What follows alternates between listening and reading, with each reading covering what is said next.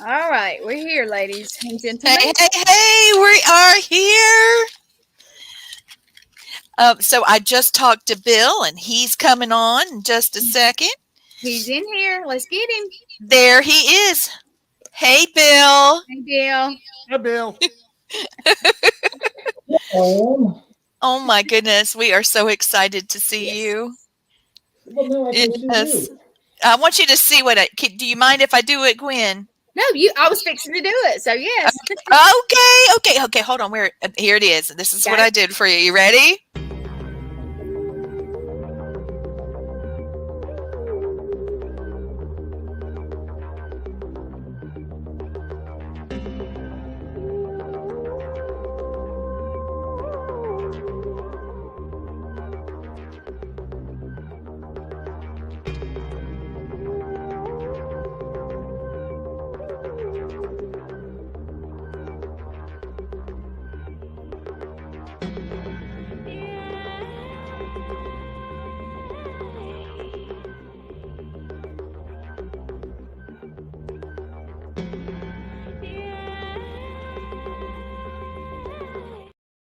You That was didn't really even me know. singing.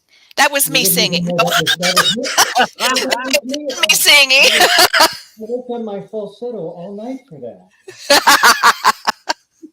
Well, so nice to meet you. Oh my So goodness, good the to be things here. you've done. The things you've done, man. The Okay, places I've seen. when I lived in France for a while, um, there was only one VHS, and this tells you how long ago it was. One VHS tape that had one movie on it that was in English. Okay. My French was doing great. I mean, I didn't have a choice. I started dreaming in French. And so, it is what it is. But I had every now and then I got to have my English, you know what I'm saying? So I would put on Elvira. And I love her. Her slapstick humor's hilarious. The way that she does the boob thing with the tassel. I never noticed. Does she have How in those? the heck? Yeah, she does that in I've Elvira, never Mistress seen of the Dark, and but there's a lot of people that was in that movie that have made a very successful career. It's a fun movie. It's a lot of action. So what part did you play in that? Well, you get you have the advantage in remembering it well to be able to remember me having my two most significant injuries in a movie. There's a scene where we're trying to help Elvira escape jail. They're going to burn her at the stake. And so Yes. me and these other kids were all cutting a hole in the roof of the police station in order to free her. Well, we're not real good at this, and so we cut the hole around ourselves, and so we all fall through the ceiling. Well, as we land, the stunt The was children were cutting the hole in order to get to her to yeah, I know exactly what you're talking about. that they put a floor made out of plywood and paper cups. This is an old stunt trick where when you land, the clips all collapse, giving you a softer landing. Unless Okay. you only weigh about 120 pounds and you don't weigh enough to collapse the cups. So I Oh, went no. through, I landed really hard. My knees came shot up and got me in the face. And Oh it's in the crap. film. And Yeah, my it is. nose goes over this way. And I remember going, oh my gosh, where is my nose? I know it was here someplace. And I remember saying I didn't want anybody to know I got hurt because you don't like to, tell people that you got hurt. So I said, "Oh, I got some sand in my eyes. I'll be right back." And I went to the restroom, and I'm like, "Oh my God, I've got to stop the bleeding before I go back." And so, yeah, that was my the first of a couple of different nose breaks. And there's another scene. We're trying to get a peek at Elvira, and she's Of changing course. clothes. So we're trying to, So he and was it's one of the raining. kids, guys. The story plot. Let me just real quick, Bill. The Go story for it. plot is that she was running a like B quality horror movie hostess on television type thing, and the TV studio has been bought out by a sleazeball, and he thought that he could have his way with Elvira for her to stay on. She stomps his toe with her big stiletto heels and quits. but then she didn't have a job and she didn't know what to do. But she gets a letter mysteriously out of nowhere. They come to her dressing room and she has inherited something in Salem. At Salem. I think it's Salem. Anyway, somewhere. And it was from a great aunt she didn't know she even had. She said, well, I didn't know I had a good aunt, much less a great one. So I could probably recite the whole show, right? But anyway, so she's going to get her inheritance, and it turns out she was basically a witch. And she finds a spell book, and she's trying to fix up the house in order to sell it so she can get back on her show. And all the boys in the town were so excited to see her. Well, my Lord, that they start helping her. One of the kids, their dad owns the hardware store and stuff. The house is all different colors.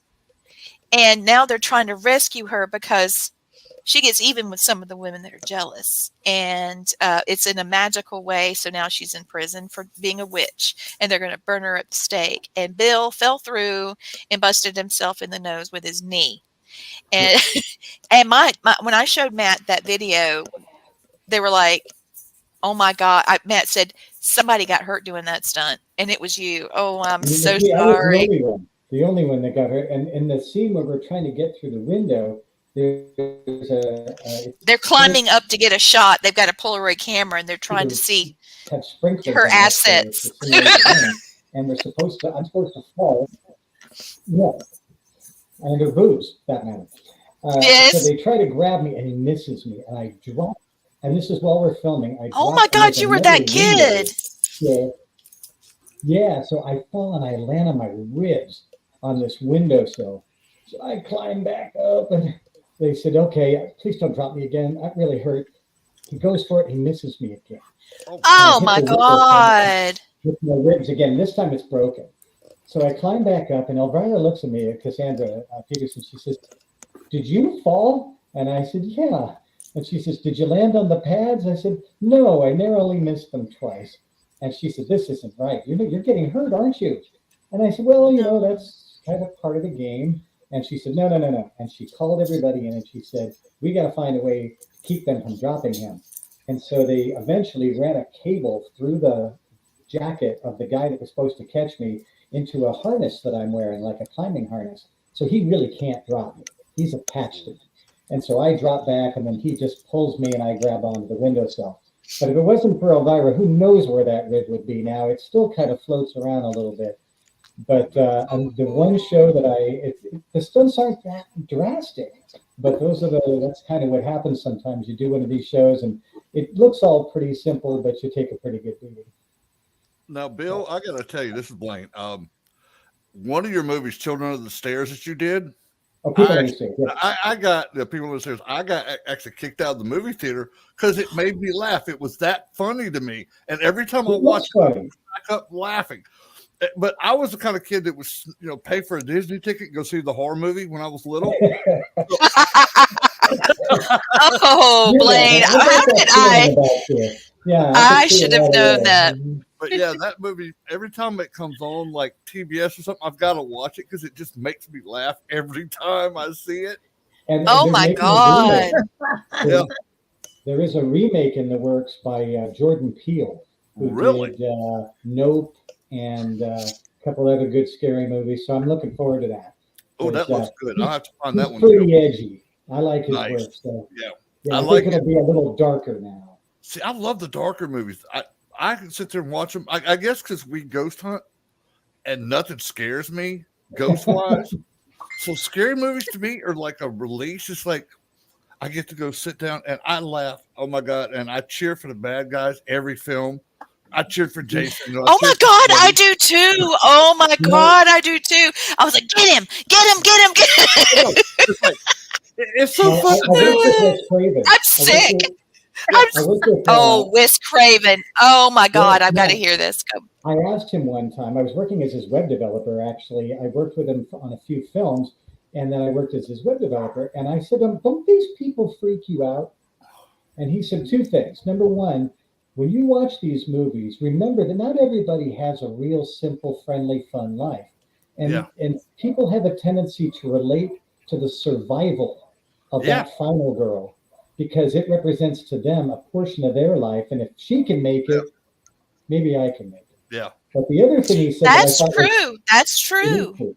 The other thing he said that I thought was really telling was he said, if you were to go into a horror film and then you were also to walk into a comedy and you weren't watching the screen and you were just watching audience reactions, you would have a hard time telling whether it was the comedy they were watching or the horror because it's such a release. The same thing that makes you laugh also is the same sort of emotional reaction you have to being scared out of your wits. Yeah. Because you see it, you go, oh, Jesus. And then afterwards, you go, oh, my God, that was crazy. And you have the same laugh because it's that release of emotional energy where you just went through something.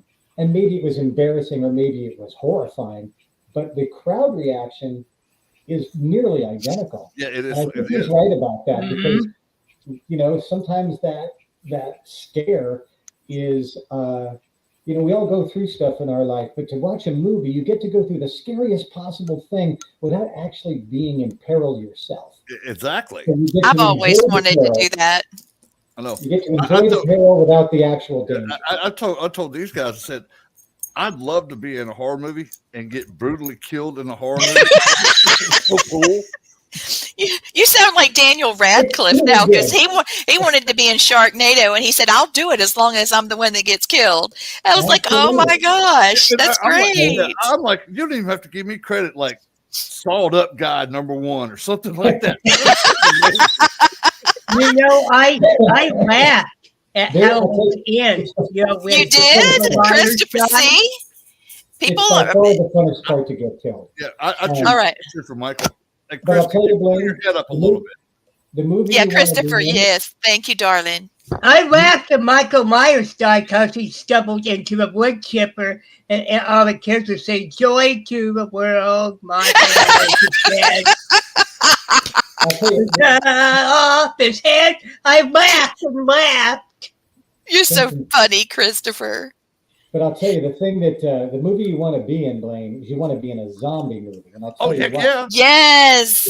Zombies don't get killed. They're already dead. They're already dead. So when you get to work, I got to work on Return of the Living Dead Part 2. And I didn't know that. Yes, I was the double for the kid that was chasing after the other little kid. And I get run over with a meat truck. I get stabbed in the mouth with a screwdriver. I get electrocuted. I get thrown off a catwalk. Yeah. And it was great. I was so excited because I thought they don't, you know, normally you do a character, you get killed and then you're done. This time I got to get killed. Well, not killed. I get to just get all this mayhem over and over. Oh, dude, that would be so cool. I tell you where I got the sick idea from when I was in the military. They would do these stupid exercises that would last 4 or 5 days. And we hated them. We hated them like with a passion because they were so boring. And we found out if you die, you get to be, you know, they dress you up and stuff and they cart you off. You get to go sit in a room with air conditioning and TV. So I was like, kill me first day. I'll stay here. Yeah, if you love me, kill me now. I know. Just go ahead and just have me a battle wound to the head and just cart my happy ass off and put me Oh no, I want to fight. I want to, I want to be the one, rah! Okay, I'm a bad guy too. I didn't know you were in Home Alone. Yeah, do it, but Home Alone, I was okay. In Home Alone 2, there was there was Cedric the bellman, and then there was Tim Curry, who was the manager. Well, I was the double for the little guy, Rob Schneider. So just like any of those films, you just know it's going to be fun because it's all mayhem, and it's like Bugs Bunny. People I love it. Do things that would smack you, would break your spine, but then you just get up and walk away because it's Home Alone. So yeah, that was another fun one. Got to go to New York and got to. In fact, actually, there was a lot of movie stars in town, including amongst them number 45, President Donald Trump. Got to watch me do my stunt. Right on. Oh my gosh. That's right. You can do it. You can do it. Remember the guy. I thought the funniest part is when one of the bandits got the car shot down by a car battery charger. Yeah, that was my grandmother watched, and my mother still watches Home Alone 2 over and over. I mean, it's just so funny. It is. I need those residuals. Tell her to keep watching. Well, she loves it. The best things to work on as an actor are Christmas movies and Halloween movies. Yes, because they're going to come every year. Yes. Uh-oh, he's hung up. Every year. There we are. Endless rotation. And you ever see Predators? I was thinking about that. TBS. Let me read the bio real quick, guys, so that you guys can really know who Bill is, okay? His impressive career in the film industry as a seasoned actor and stunt performer has been legendary.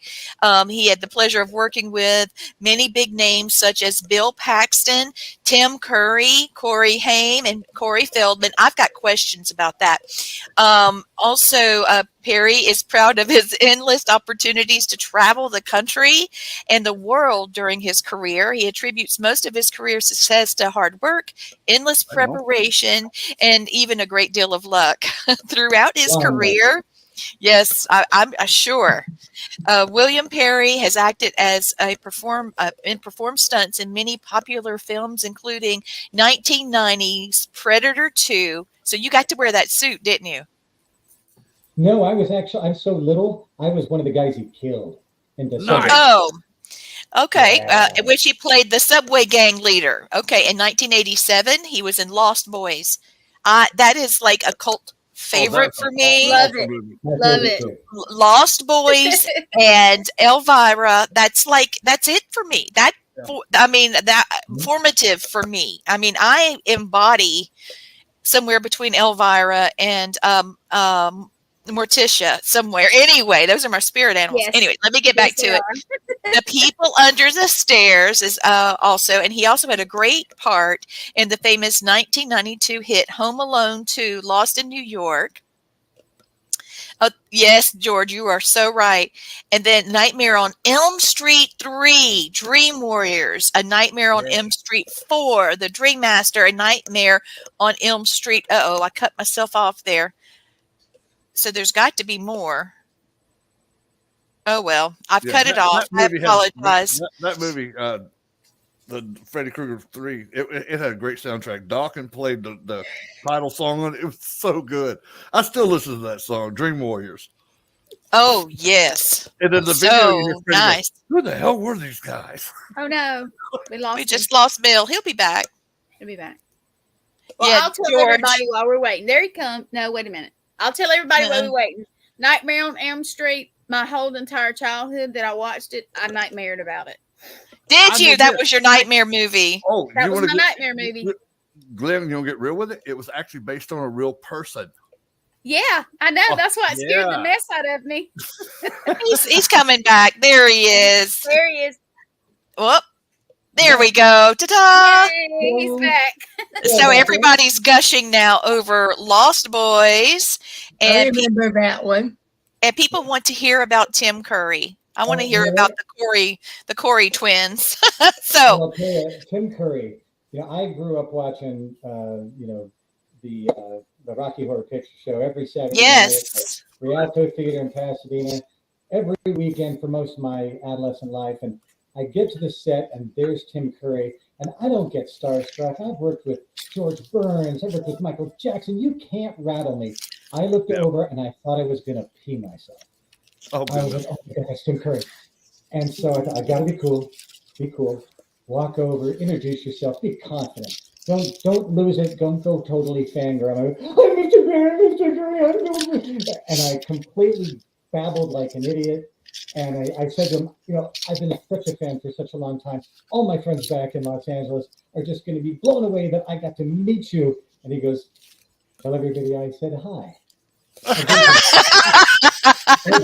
love it. Oh my God, I can totally tell everyone I said hi. I might as well have just crapped myself for the embarrassment of I gave him nothing to say, nothing to do. And so I just sulked away like the little broken-hearted girl I was at the time. It was just like, but that's freaking Tim Curry. It doesn't get any cooler than that. The best person everything that he did was amazing. Yes. So I have there to for say, a while, he was gold. Everything he did, everybody loved. I hate that he's been sick, but he's recovering better. Yeah, Have you followed? I think he had a stroke. I saw him at a convention not long ago, and he does, he still does conventions, and he doesn't sign in person because it takes him quite a while, but he's very charming, always very good to the fans. He's such a sweet guy. And I remember working with him, just being so excited just to even be in the same room. And, when you do movies, you got to try to keep your professional, poop together in those moments.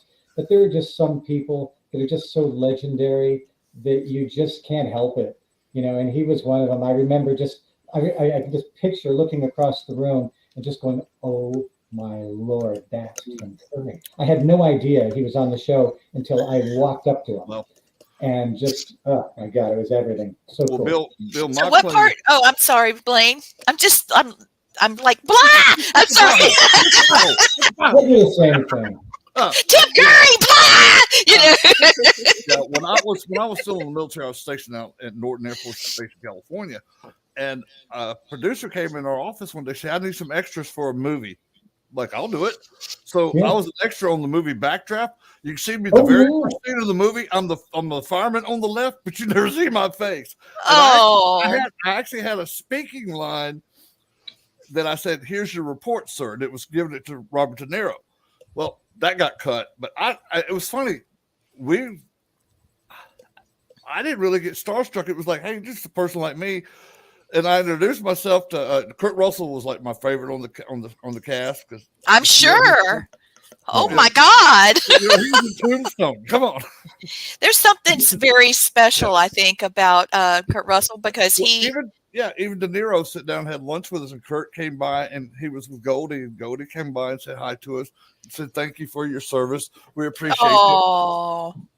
And that was my movie starring debut, and I did 2 TV shows for the Mark and Brian show. I don't know if you remember the Mark. Oh yeah, Mark and Brian. I was actually on. I have a great interview with Wes Craven that he did with Mark and Brian. Right on. Yeah, I know Mark since he was here in Alabama before him and Brian got together in Birmingham and went to LA. Yeah. And he called me one day. Said, "Do you want to be an extra in the show?" I said, "Yeah." What do you want me to do? He says, "You're onlooker number 4." I'm like, "Okay." Onlooker. Yeah, they had a blue screen, a green screen behind us. We were supposed to be looking up at some building that somebody was about to jump off of. Oh my gosh. You need to be a stunt man. Blaine, you missed your calling. I know. Blaine is so big, like broad-shouldered, tall man, big guy. He would be perfect as Michael Myers. He's just very, that guy. A lot of Michael Myers and a lot of Jasons, and they're all these monstrously big dudes. Tony Moran, who played the original Michael, is a friend of mine, and he's huge. Him and Kane Hodder actually do ghost hunts together called Hollywood Paranormal. Woohoo! And I forget the other third guy that's with them too. And I'm friends with both of them guys because I've had both on other shows I've had. And a lot of people didn't know that Tony Moran was Aaron Moran's big brother who played in Happy Days. Yeah. And he was really? Oh my goodness. Well, what was cool is my daughter still lives over I call it Garbage Grove, but Garden Grove. California. That's what you're welcome to come to the convention, by the way. Don't listen to him. You're welcome. You come over to. No. That's just what my daughter calls it. So I've been calling it that. But when I went to visit her, my granddaughter, I had called Tony. I gotta mute myself. Hold on. I called Tony and asked if he wanted to have lunch with us, and he said, "Yeah." He said, "You mind if I bring Kane Hodder?" I'm like, "I don't care." And I didn't realize at the time, that was Jason. Okay, so we've got someone watching. George DaCosta, hello, darling. I love you. And I'm so jelly. He has a poster that's been signed by Tim Curry and one from Rocky Horror. It was that he did. So I'm so jelly. But George DaCosta, investigate with Michael Myers and Jason. Sign me up. Do you by chance do ghost investigation, Bill? I have never. It's one of the reasons I am so stoked to be coming to Ozark, because I don't know anything about that stuff, and I. Okay, so you're adopted. I had a fortune teller one time do a reading on me that scared the poop out of me. And so when I was talking to the organizers of the show coming up, I said, scare me to death. Oh. You know, it's going to be fun. I'm so looking forward to it. I think I'm staying an extra day just to do it, too. Oh, right. That's going to be great. Well, you've been adopted by a paranormal team here. And, you know, I want to ask you now about some of the other things you've done. What did you do on Lost Boys? On the Lost Boys, I doubled the Coreys here and there. I also did another show with them called License to Drive. I remember that movie. Yeah. All the work that I got when I was doing stunts back then was because I'm a very little guy. I'm 5'6", probably weighed 120 pounds at the time, arms like a 13-year-old girl. And so a lot of the stunt guys that were doing stunts back then were ex-gymnasts, like you know, the guys you're seeing in the Olympics right now. Yeah. Big arms, big wide shoulders. This was never my problem. So they would call me up and they'd say, look, we got this kid, or a girl, I doubled some girls too. And they said, we've got this, you know, person that got very skinny little arms. I worked on the Star Trek TV series because the kid on the show had a 30-inch chest. I mean, most people have a 30-inch, you know, leg. Waist. Yeah.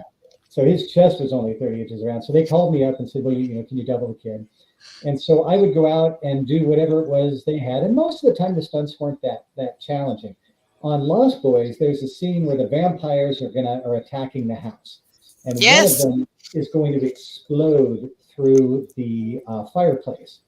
And so they wanted us. The blonde guy had an arrow go through him and it pinned him to the wall and poof, right? Yes. I remember that. Some are going to implode, but they're all going to take you with them. That's the way it works. And so they would bring us in there. So since these, it's not as that scary a thing to have an explosion go off, but if something happened, you know, back in the 80s, there was a big movie called The Twilight Zone, and a couple of kids were killed, and an actor was killed doing a stunt. Oh my God! They didn't need to be there. What did Vic Morrow? Yeah, Vic Morrow and two little Vietnamese kids, and they really didn't need to be there. The stunt did not require those actors, but the helicopter fell and cut them in half. Oh God! Oh my God! It was horrible.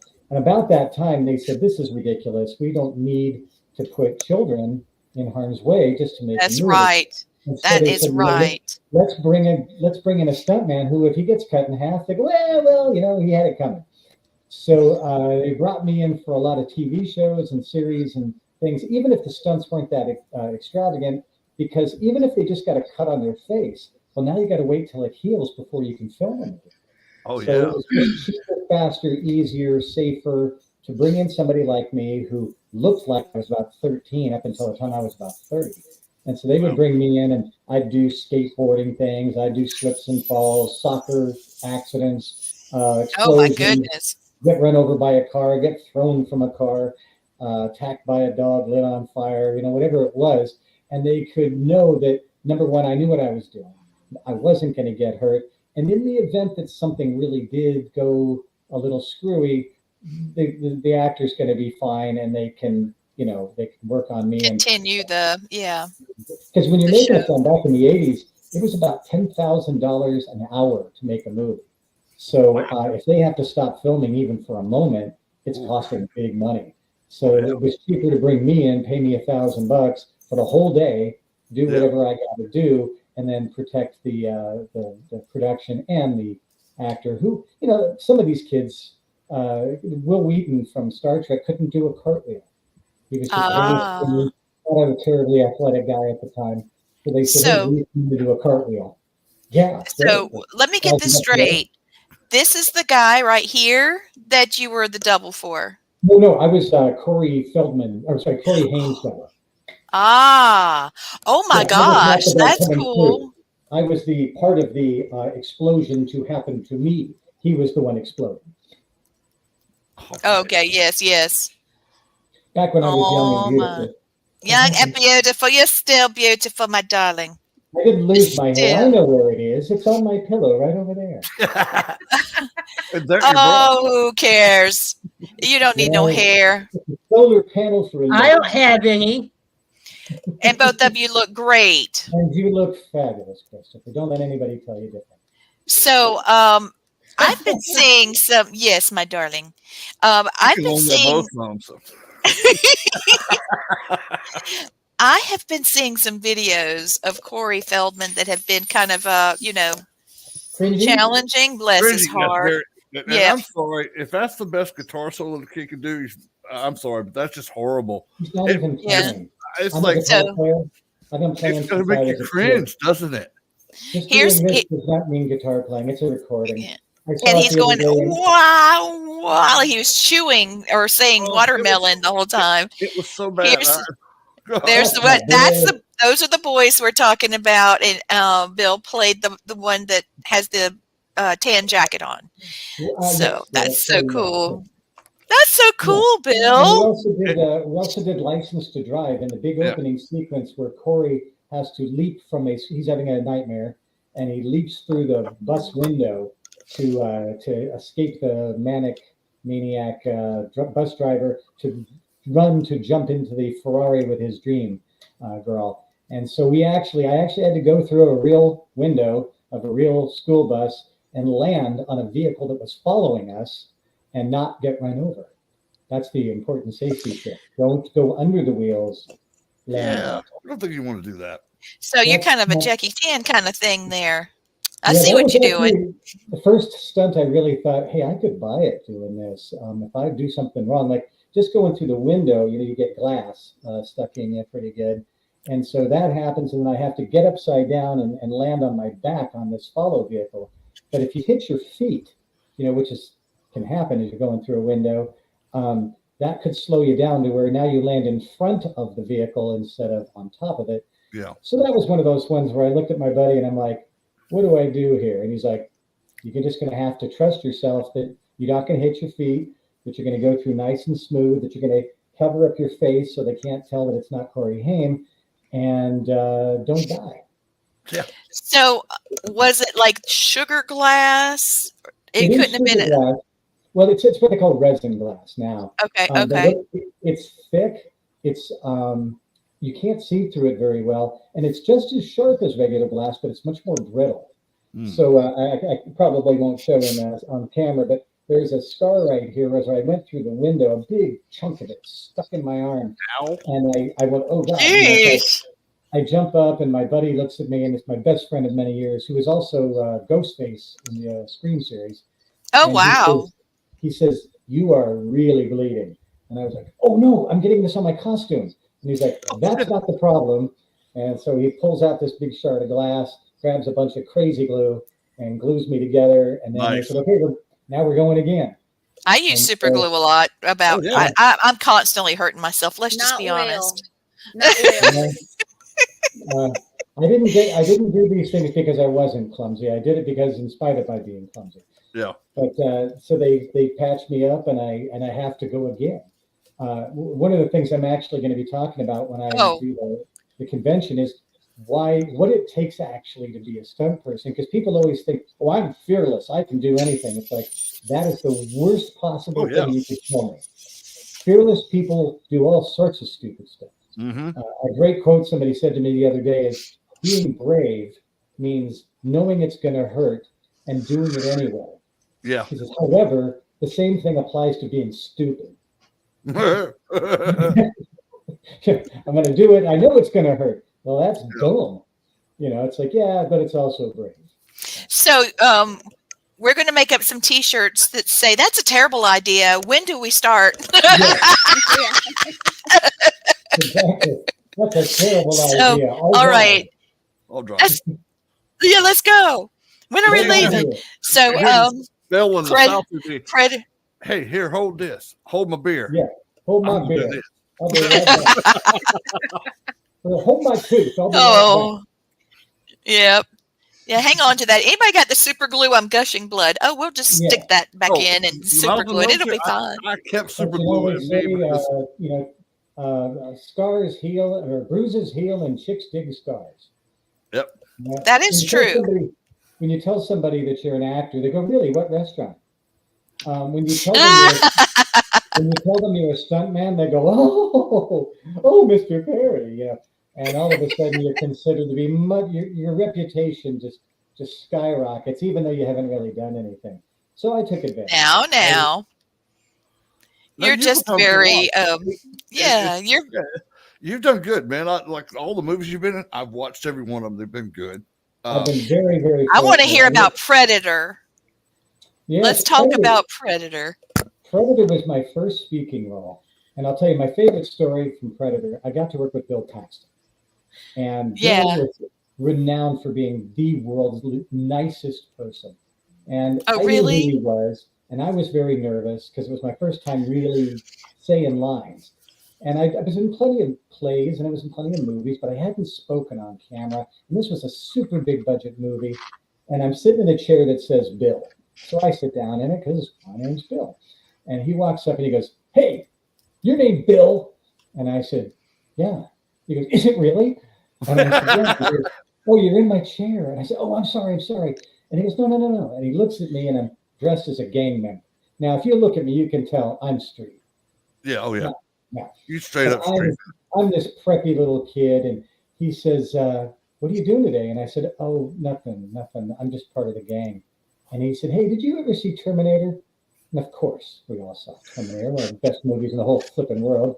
And that was one of his first roles in the very beginning. He's a gang member. Mm-hmm. And, I didn't know that. Yeah, okay. Arnold walks up to him. Arnold's naked. And he says, give me your clothes. And they laugh. Oh, and said, yeah. Yeah. So he said, that was my first role that really meant something. He said, today is that day for you. This is the day that your career blossoms. You're going to see yourself 80 feet across in a movie theater very, very soon.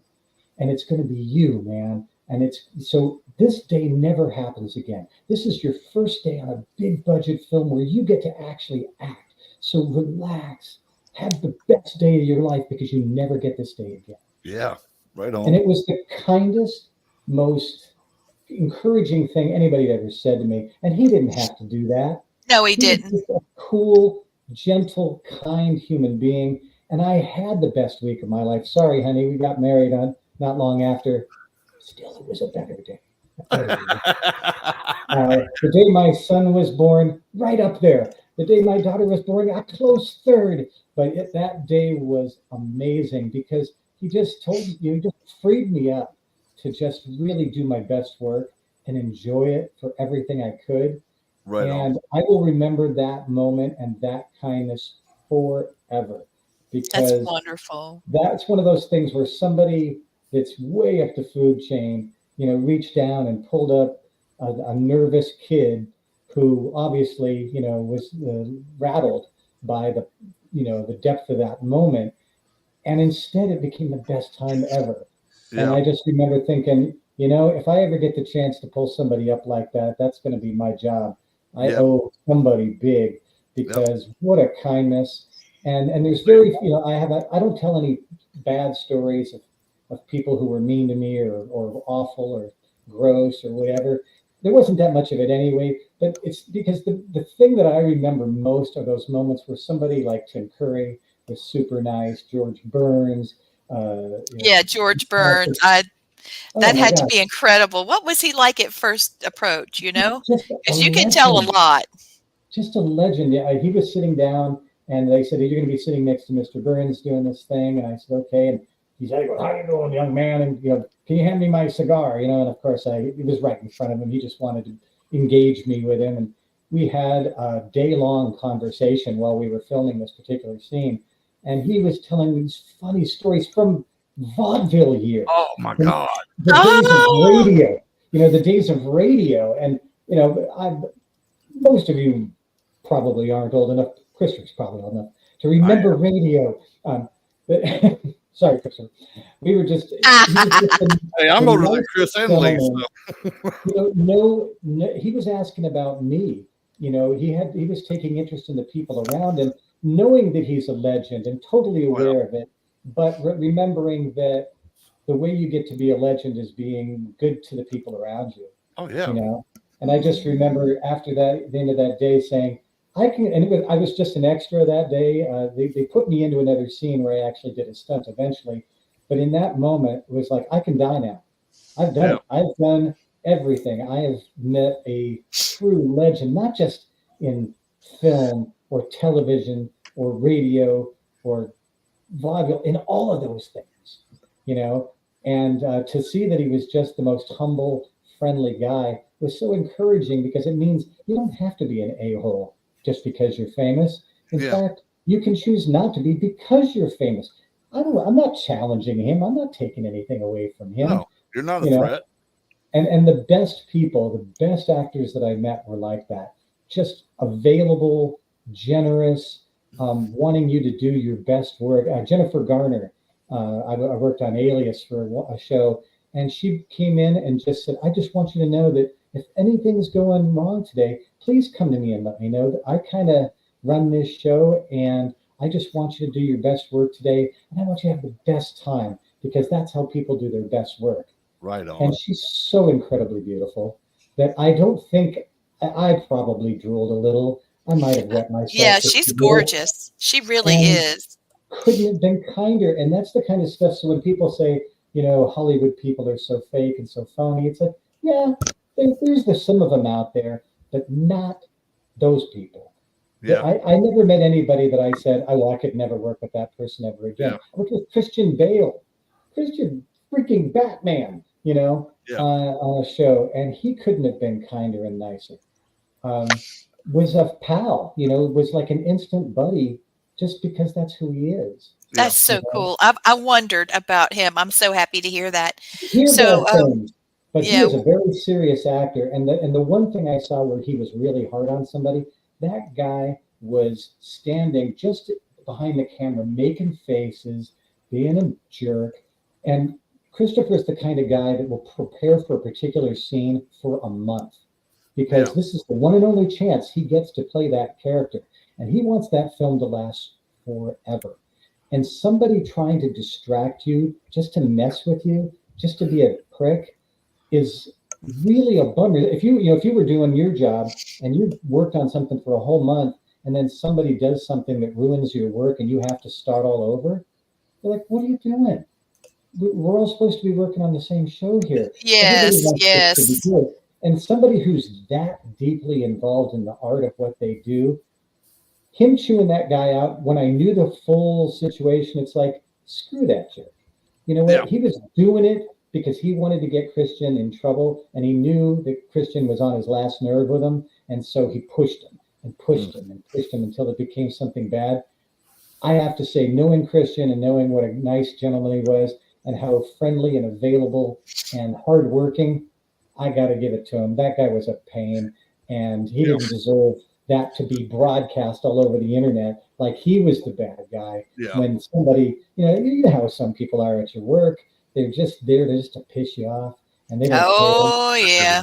We all have them, and it happens in movies too. Mm-hmm. So when you hear stories like that, I just tell you, give people a grain of salt, because usually when you get to that level, you can't be a jerk and get to that level, because you have to. They say be careful that the toes you step on now, because they may belong to the ass you'll be kissing in your next show. Amen. I think John Wayne said something like that, Yeah.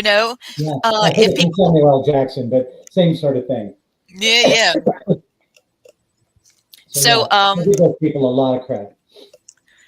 I think that the attitude that people have to have in order to bring out the best in the people that are acting or doing stunts is so important, because if you have an atmosphere where you can manifest the best, like what you were describing, that's going to give them the result that they want. If they put you in a hazardous situation and they have a bad attitude, it's going to be a flop. So that's something that we all need. That's something to take home. You have to feel safe doing your best work. I had a director one time. She said, "You completely own this character. I'm not going to tell you to do your lines anymore. You say whatever you want to say. Do your thing, brother." I just remember thinking, that is a freedom that nobody gives to you. And I had the best time. I just completely dove into that character with all the gusto in the world because she said, you can't overdo it. The guy was a major a-hole, and I am an a-hole in my own way. And I enjoy being that guy. Well, we all got teeth, Bill. And when somebody gives you the right to be at the biggest a-hole you can be and really enjoy the process and make it fun, it's just all the fun you can have with your pants on. Now you're enticing Blaine. I see the grizzly bear coming out in Blaine. Like, you gave me freedom? It's on now. Yeah. Oh my God. We used to just have cut down session with each other just for fun. So, yeah. I remember that. Why isn't Gwen saying anything? Gwen, are you being held captive? Blink 3 times. Yeah, we've got a gun on her and 2 dogs. You got your dog. One word out of you and the dog gets it. No, I'm just honestly just enjoying it. And this is what I do. So, yeah. I talk too much and I talk too fast. So please. But I will say one thing. When we go to Deep South, you come and visit us. Absolutely. We want to come hang with you, man. You're fun. Let me show you. Hold on. So if you're enjoying the show, you can meet Bill in person at the Deep South Para-Comic-Con. Yep. That's going to be September. What is it? The 14th? Yes. Okay. From 11 to, what does that say? 11, what? 11 to 7. I can't read it. 11 to Thank 7. you. I'm trying. I just couldn't read. I got glasses on. Still can't see. I know because Teresa told me earlier today, so that's how I remembered it. Good. So let me show you. Let me show you how big this is going to be. I mean, it's a nice size conference hall. It's huge, and you can find anything and everything there. Let me show you. Yeah. They got horror authors, of which I am actually now a horror author. Right on. They've got people who've written books about all the different ghost hunting and paranormal stuff. That's us. Yep. See, here we are. That's my table. Yeah, it's going to be. I am so looking for. I mean, I do a lot of different shows, and I always enjoy them. But this one is so out of my wheelhouse. This is ghost hunters and paranormal, and it's also just the South. I have not really had much chance to come down there. And oh boy! I'm going to come back weighing about 700 pounds. Well, I'll tell you this, Bill. You're going to go back with some sweet tea in your car. That's what you're going to do. No, we'll tell you this, though. Sorry, Blaine. This heat down here ain't California heat. When you come down here, it's going to be hot and humid still in September. So my suggestion is wear comfortable, light-colored clothes. Yes, and stay hydrated. It's been 105 here all week, but it's when they say it's a dry heat, that just means that you dehydrate very, very quickly. All I know is when I was out there, it was still hot. And so it didn't matter if you humidity or not. I still, because I worked flight lines, so I stayed out there and sweated. Yeah, he's day. Air Force. Blaine's Air Force, and he knows how to acclimate his body to the weather around him. He was trained for that, so he knows what he's talking about. More like going into it without training. I have family out there. Where you do in California. It's going to probably take me a while to acclimate since I've never been out there. Yeah, I love it out there, but it is different. We say we have 2 seasons in California. We have summer and fire. And they don't forget your mudslide season. You've got that too. And we had an earthquake yesterday about this time. Yeah, that's what my friend in Lancaster said. Yeah, we had a mild one. Yeah, we got about 3 seconds before they gave us this alert that said, "Hey, you're about to have an earthquake." First time anybody alerted us before it happened. Oh wow! And it's funny because we laugh about this in California. If it rains 1/10 of an inch, we crash our cars into one another. They lose their ever-loving mind. Absolute carnage, end of the world. We get a 7.0 earthquake. We don't even get out of bed for anything over 7. Bill, the first one I ever felt, we were at the World Series game in Oakland when it hit. We didn't even know what was going on. It's the first time I've ever been in an earthquake. I was like, what the hell? Rattle your cage. Oh, yeah, you don't know how long it's going to be. Building. I'm thinking this thing's just to collapse all on top of us. We're all dead. And then it's like your first. It's like your first sexual experience. You don't know how long it's going to last or how good it's going to be. You just know that you're in trouble. Yeah. Yeah. He's so crazy. I'm going to behave myself. Well, what's funny though is we ended up staying in the stadium for about 7 hours because they stopped the game. Yeah. They just completely stopped it. But you could not get out because there was like that was a San scary Francisco one. was just Yeah. like Oakland there was was real just damage done around town there, so that's really quite scary stuff. I joke about them, but I've probably lived through probably 15, 20 earthquakes out here. A couple of them that were bad enough to do some real damage and hurt some people, but for the most part, they're kind of an inconvenience for most folks, unless they really do any damage. Whereas you go to Texas, and I got friends who live down in Texas, they get flooded every year. And they devastate people in there, and they're like, we're going to rebuild. I'm like, you know what you need is a U-Haul, because no doubt, a floodplain, move. Well, the only problem is most of them have, those pieces of property have been in their family for so long they don't know how, they don't want to get rid of it. And I know when I was out there when Norfolk hit, was it Norwalk? The big one, that one. I was just sitting in my house and I was like, all I'll do is want to go to sleep, and I couldn't go to sleep. I was like, I'll just sit here.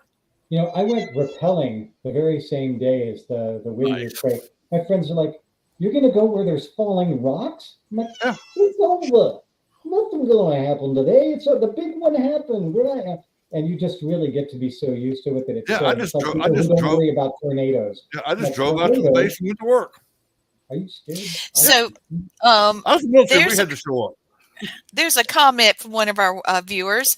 So George DaCosta, my sweet friend, he says, Bill, have you had any type of effect? So he's looking for like a supernatural feeling, maybe with seeing or feeling anything weird because of the parts that you've played in the past. So while you were embodying a character, did something happen? Did you feel something? Bad. Nothing bad. I once did a show. It's the story of Anne Frank, the Diary of Anne Frank, and we would do that show about 3 nights a week. And it's a very, very sad story, obviously, from the Holocaust.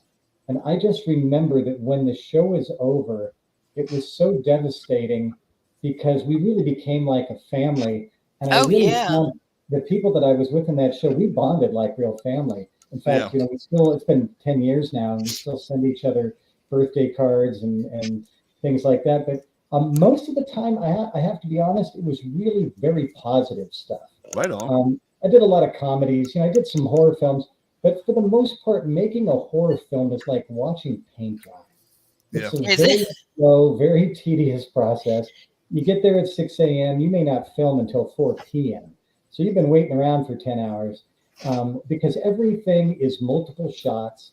It's a lot of very exacting work. Something like when you're working with Robert Englund, he's Freddy Krueger. He's got to have that makeup on all day long. That takes sometimes 3-4 hours. I can imagine. But he's just sitting in a makeup chair, and so you're waiting for him. And then when he finally is ready, you want to shoot because you want to get him out of that makeup as soon as you can because it's uncomfortable and it's hard to work with. And every time he does a scene, maybe there's a little tear in the mask because he had to make a big facial expression and it's come unglued here or there. So most of the work is done very, very quickly, but you wait forever to get to work. And so most of the time, when we're doing these things, mostly I've got hilarious, a few body off-color stories, but it's most of the time, it's very funny because when you're working on these things, it's pretty gnarly, it's pretty gross stuff. There's I'm doing a show this weekend with a gal named Brooke Thies who was in Nightmare 4, and she turns into a cockroach. Oh, Lord. That still grosses me out. I can't watch it. Nasty. And I just have to put my hands over my eyes because watching it in real time in the movie, it's very real, very disgusting. I have serious problems with bugs. And so I can't watch that. Now, you watch the making of and you realize this took 4 days to do. And so it's not so bad. But I watched the making of it today and I wanted to throw up again.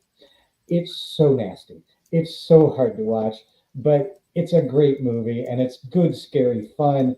But when you're making all these things, it's normally, like say, a slow process where you have to be very patient. And when you are called upon to work, you got to be ready. Because you've been sitting around for 10 hours. Hey, it's your turn. be ready in an instant. So as a stunt person, you're trying to stay loose all day long, just in case they get to you. You know, sometimes they'll say, hey, we're not going to get to you till noon. And then an hour later, like, hey, it's your turn. It's like, it's 9. And they're like, yeah, well, we decided to shoot something out of sequence. It's your turn now. Yep. Geez, I wish you'd have told me. I would have gotten warmed up, you know, for whatever athletic endeavor you got to do. So you stay, if you're smart, you stay loose all day. So I've got a secret to tell you. My dad was he was a stuntman. He wrestled alligators for Tarzan movies and worked with animals. Yeah. He was a herpetologist and mammologist. He lived in Greenwood and South Carolina. And I'll show you. Bug thing? Is that working with bugs? He worked mostly with rattlesnakes, alligators. I worked with spiders. Oh, I did some things with spiders. Yeah, it's kind of scary. My first question when somebody told me I was coming to Ozark, they said, you're going to eat stuff down here you've never seen before. And I said, no bugs. I got one rule. If it has more than 4 legs, Bill ain't eating it. I'll be polite, I'll be kind, but my limit is 4 or less. Bill, we won't make you eat nothing that ain't good. Not on purpose. No, we're not gonna give you food that's bad. Believe me, I'm gonna give you good food. All right, just remember the place well. I know there are plenty of cultures in the world where bugs are protein. This isn't one of them. No. Well, we've got other protein. We don't need all that. My favorite. Now that I think about it, I don't want anybody on 2 legs either. That means I'm eating people. I'm not good with them. Now, Bill, I'll tell you my cockroach story. When I was in basic training, we were standing in line one day to go to the chow hall. And since I'm tall and my last name starts with R, I'm toward the back of the line. I see this about 3-inch cockroach run, take off, start flying. I had never seen a cockroach fly in my life. And when in Alabama, you open the turn on the light, and you see them scatter across the floor. I'd never seen one fly. And under my breath, I was like, what the F is that? And our drill instructor's way up in the front of here goes, which one of you scurvy mother? I said, sir, permission to speak freely. I said, when did freaking cockroaches start flying? I've never seen one fly in my life. It cracked him up. He literally had to turn around where the whole squadron couldn't see him laughing because he busted out laughing. But I had never seen one fly till then. I cry like a little girl. I hate to say it. It's that is a weakness. There's so many. I mean, snakes never bothered me. We got all sorts. We got bears in my neighborhood, if you can imagine. Yeah. Just outside of Los Angeles, we got bears, coyotes, skunks, all sorts of good stuff. Oh my God! None of those things scare me. But you give me something with any more than 4 legs, and I squeal and I cry. Yeah, I'm not a big okay, here's Daddy. Here's the picture. Aw. Okay. He's not the one in the front. He's the good-looking one in the back area. Here he is. That was Ollie, our alligator. He was so sweet. That's how I remember him. I'm all about archery, and where we have our archery club out here, we get 6-footers, rattlesnakes, and we tell people you're not allowed to hunt them, even if they're hunting you. You know, when you're on, our territory, you have to. This is their world. We get bobcats. We get all these things. Yeah. You're not allowed to hunt them. But when I was helping somebody retrieve an arrow, and I saw this big stick, which all of a sudden started moving, and a solid 6-footer. I mean, this big around. Yeah. And I love them. I mean, I don't want to play with them, but I love them because they eat rats, which I hate more than anything, even more than snakes. So it's like, go ahead, go scurry around and eat all the other things that scare me. Please. Thank you very much. Yes, yes. So how did you get started doing this? You know, it was one of those things, right place, right time. I wanted to be an actor since I was a little kid. And I started doing plays and theater and anything anybody could do. So when I got out of high school, I was a good-looking kid, and I would send my pictures out. You're still a good-looking kid. What do you mean? Yeah, not a kid. So I go out to this agent, and he looks at me and he says, Bill, we're going to do some great work. And I said, great. And we both stand up and goes, Jiminy Christmas, how short are you? Like he's reaching down. And I said, I'm 5'6". And he said, I can't get you any work. And I said, why? And he said, because all the girls in this industry are going to be 5'8" or more. And you can't be young leading man to a girl that's, 2 inches taller than you. And I thought, well, Tom Cruise, who I auditioned Hey, against. thank you. I was just thinking. He's maybe an inch taller than me. Yeah, he's little. Stallone is only about 5'8". Yes. And what's his name from Back to the Future? He's 2 inches shorter than me. Oh, yeah. Yeah, Michael J. And they said, yeah, well, but the thing is, you ain't them. And it's very, very hard to force this peg into that hole.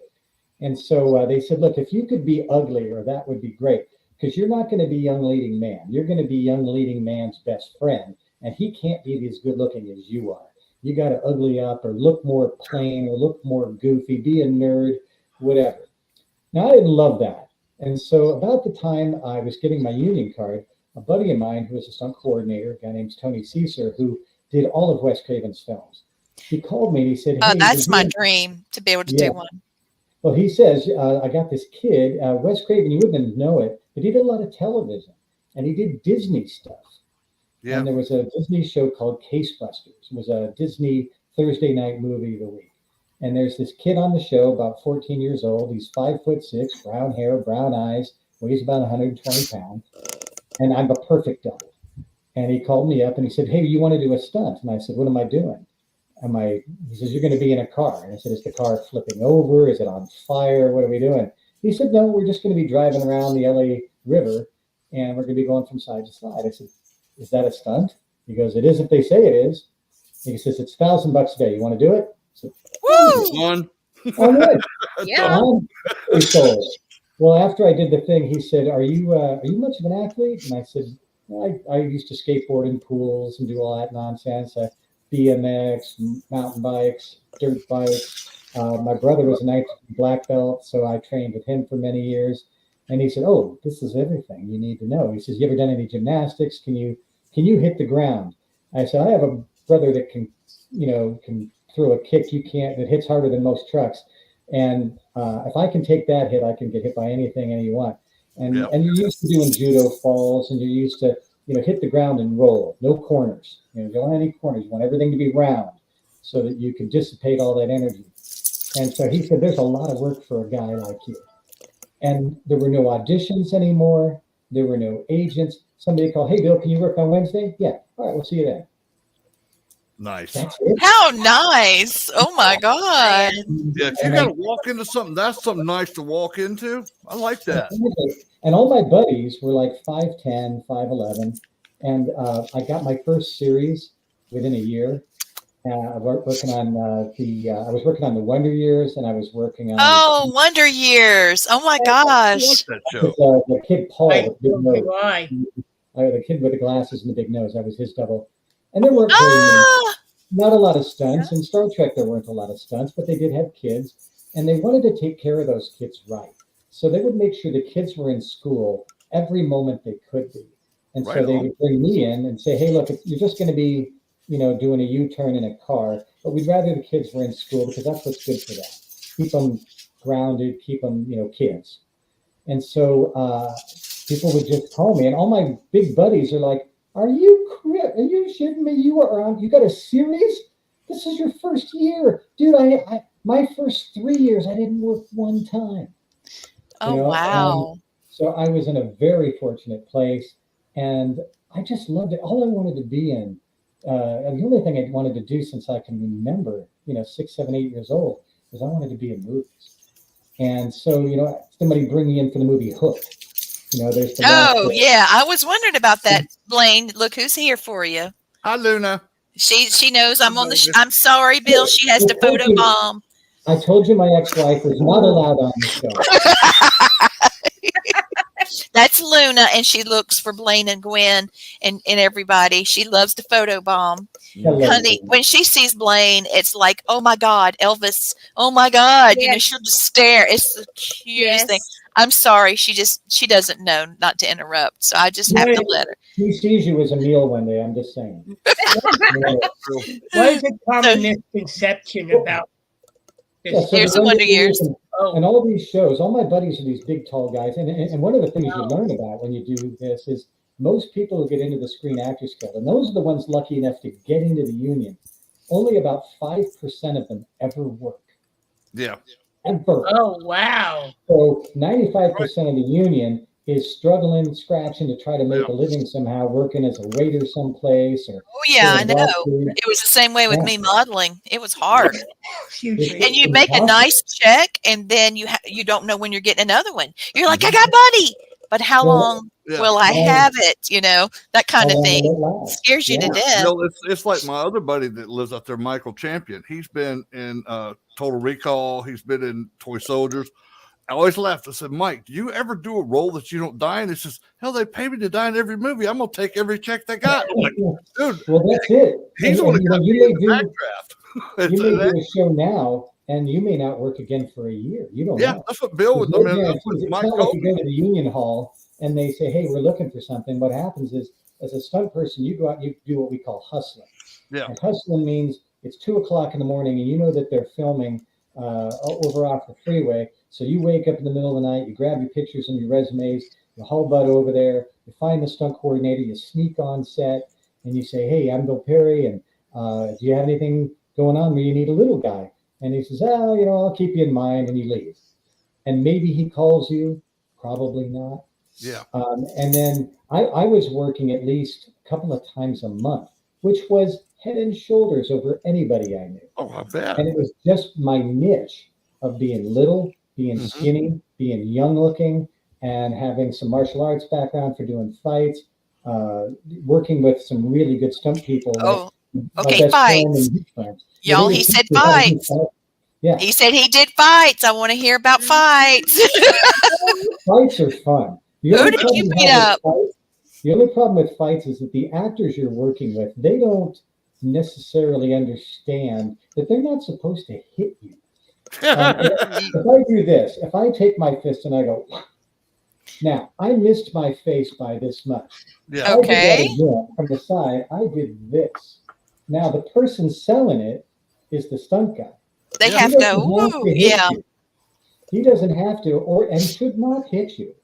However, sometimes an inexperienced actor will think that it's perfectly fine to deck you. And that's not real. That's not true. It should look like it hurts. But the person who establishes how bad or good it looks is me. So every now and then you get into a fight. Like I was working with Jennifer Garner, and she's great at this. She's a really, really talented performer. She's great at fighting, isn't she? I mean, she has a great stunt double, but she does enough of it that she's certainly got chops. And I remember she came to me and she said, do I get to kick your ass? And I said, that would be the best day ever. Yes. As it turned out, it was not her, but there's a scene where this other actor has to jump off the hood of a car and tackle me. And he said to me, how do we do this? And I said, you're going to grab me and you're going to roll over so that you land on top of me. And he said, what does that do? I said, that protects you. You're the big star. I'm just the schmuck. Good. And he goes, aren't you afraid I'm going to hurt you? I said, oh, I'm terrified of that, but that's the job. Yeah. You know, and so my job is to protect the actor. And I was playing myself in the role, so I didn't have to protect whether you could see me or not. A lot of times as a stunt person, you have to make sure that they don't really get a good look at your face or your hair or much of it, unless you're a really, really spot on double. You don't want anybody to know it's you. So when you do these things, you recognize that my wife, I came home one day and I was bruised, just like, it looked like somebody just beat me with a pipe. And she said to me, honey, this isn't right. And I said, what's the problem? She said, you were hurt. And I said, well, yeah. And she goes, that's not right. I said, honey, if I was a football player and I came home from a football game and somebody had just absolutely creamed you, yeah. We'd say, well, that's football, honey. What did you expect? Yeah.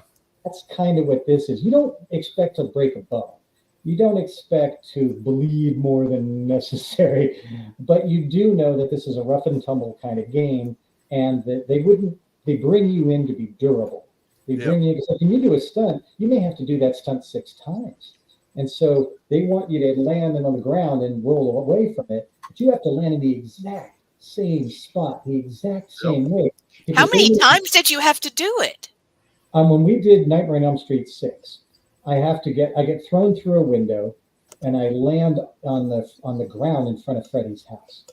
Now, so you're the kid, you're not Freddy.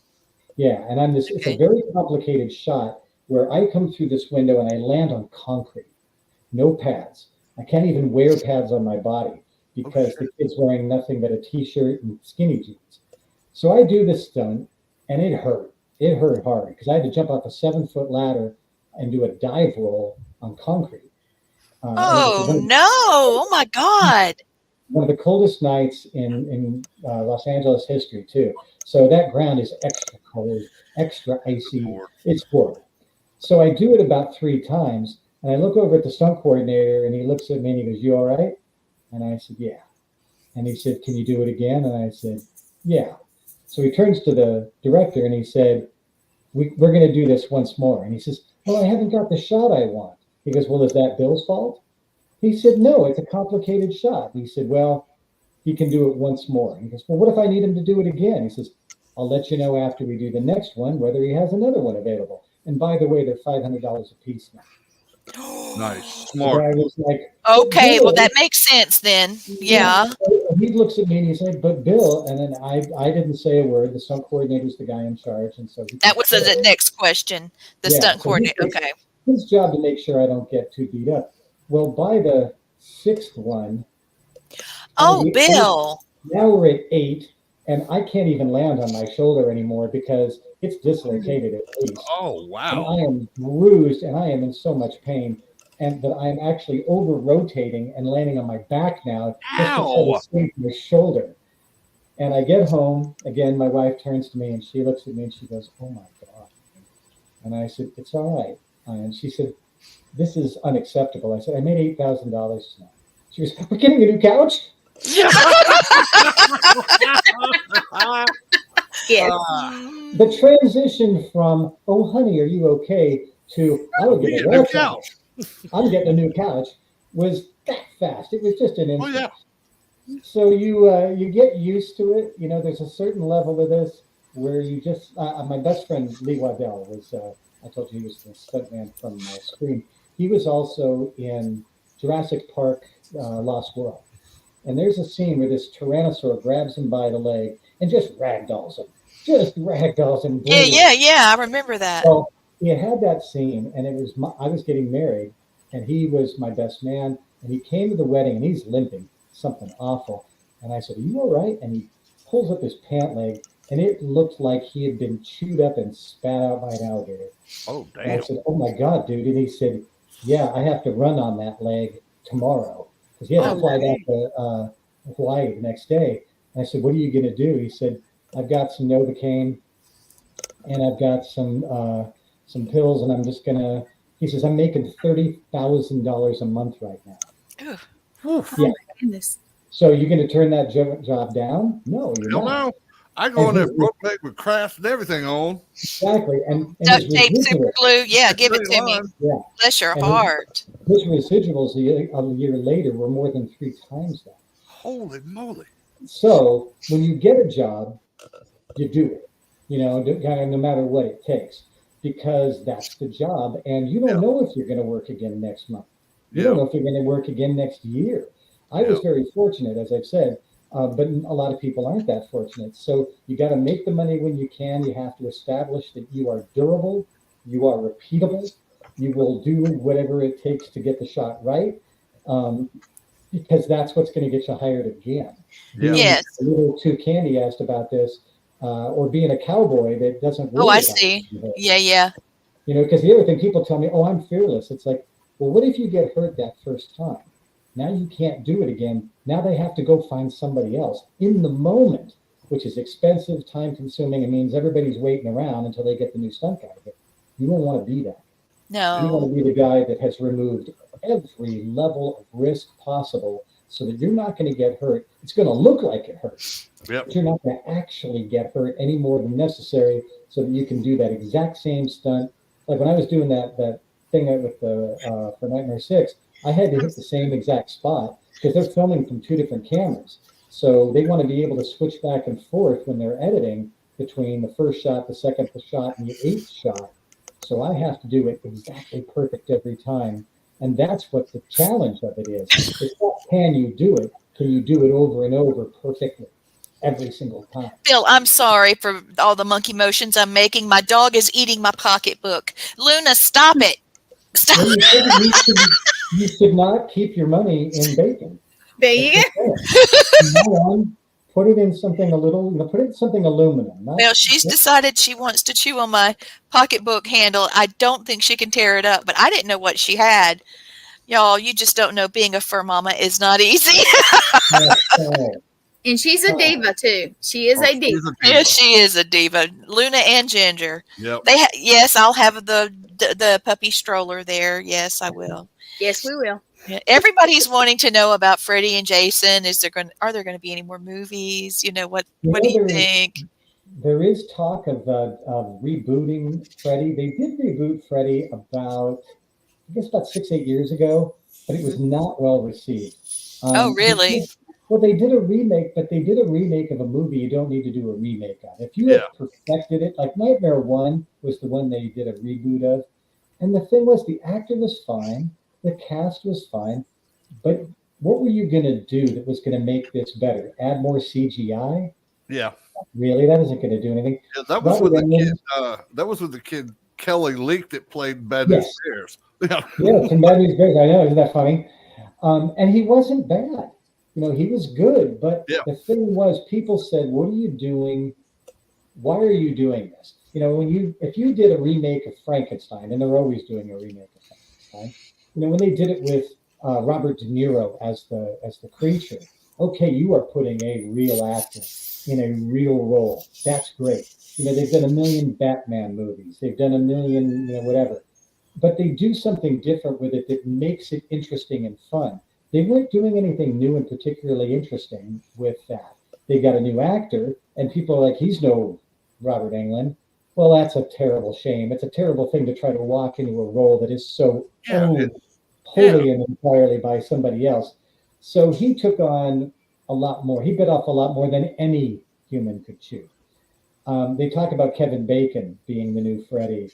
Robert Englund thinks he could do it, and he could. But what's the point? One of the things that Wes hated about making horror movies was that after the first one, it becomes an exercise in some new and interesting way to cut up a teenager. Yeah. When he did Scream, he said, finally, somebody has come up with a script that takes all of the horrible cliches, all the tired tropes, and stood them on their ear and said, you don't know what's going to happen, because the people that the story is revolving around are self-aware. They know what happens in scary movies, and they're going to prevent that killer from getting them by using the rules against them. Yeah. Wes loved that, because it said that this isn't going to be the same old movie. It's going to be scary, but it's still going to be funny. Yeah. And it's going to be shocking and disturbing and all the good things that a good horror movie is. Wow. It's not going to play out all the old cliches. It's going to turn them upside down. That's why Wes loved that series. That's what made it so good for me. It was like, this is perfect how he's doing this. Yeah, I've done a lot of research on Wes Craven, just in general, because, I'm that girl. I just am.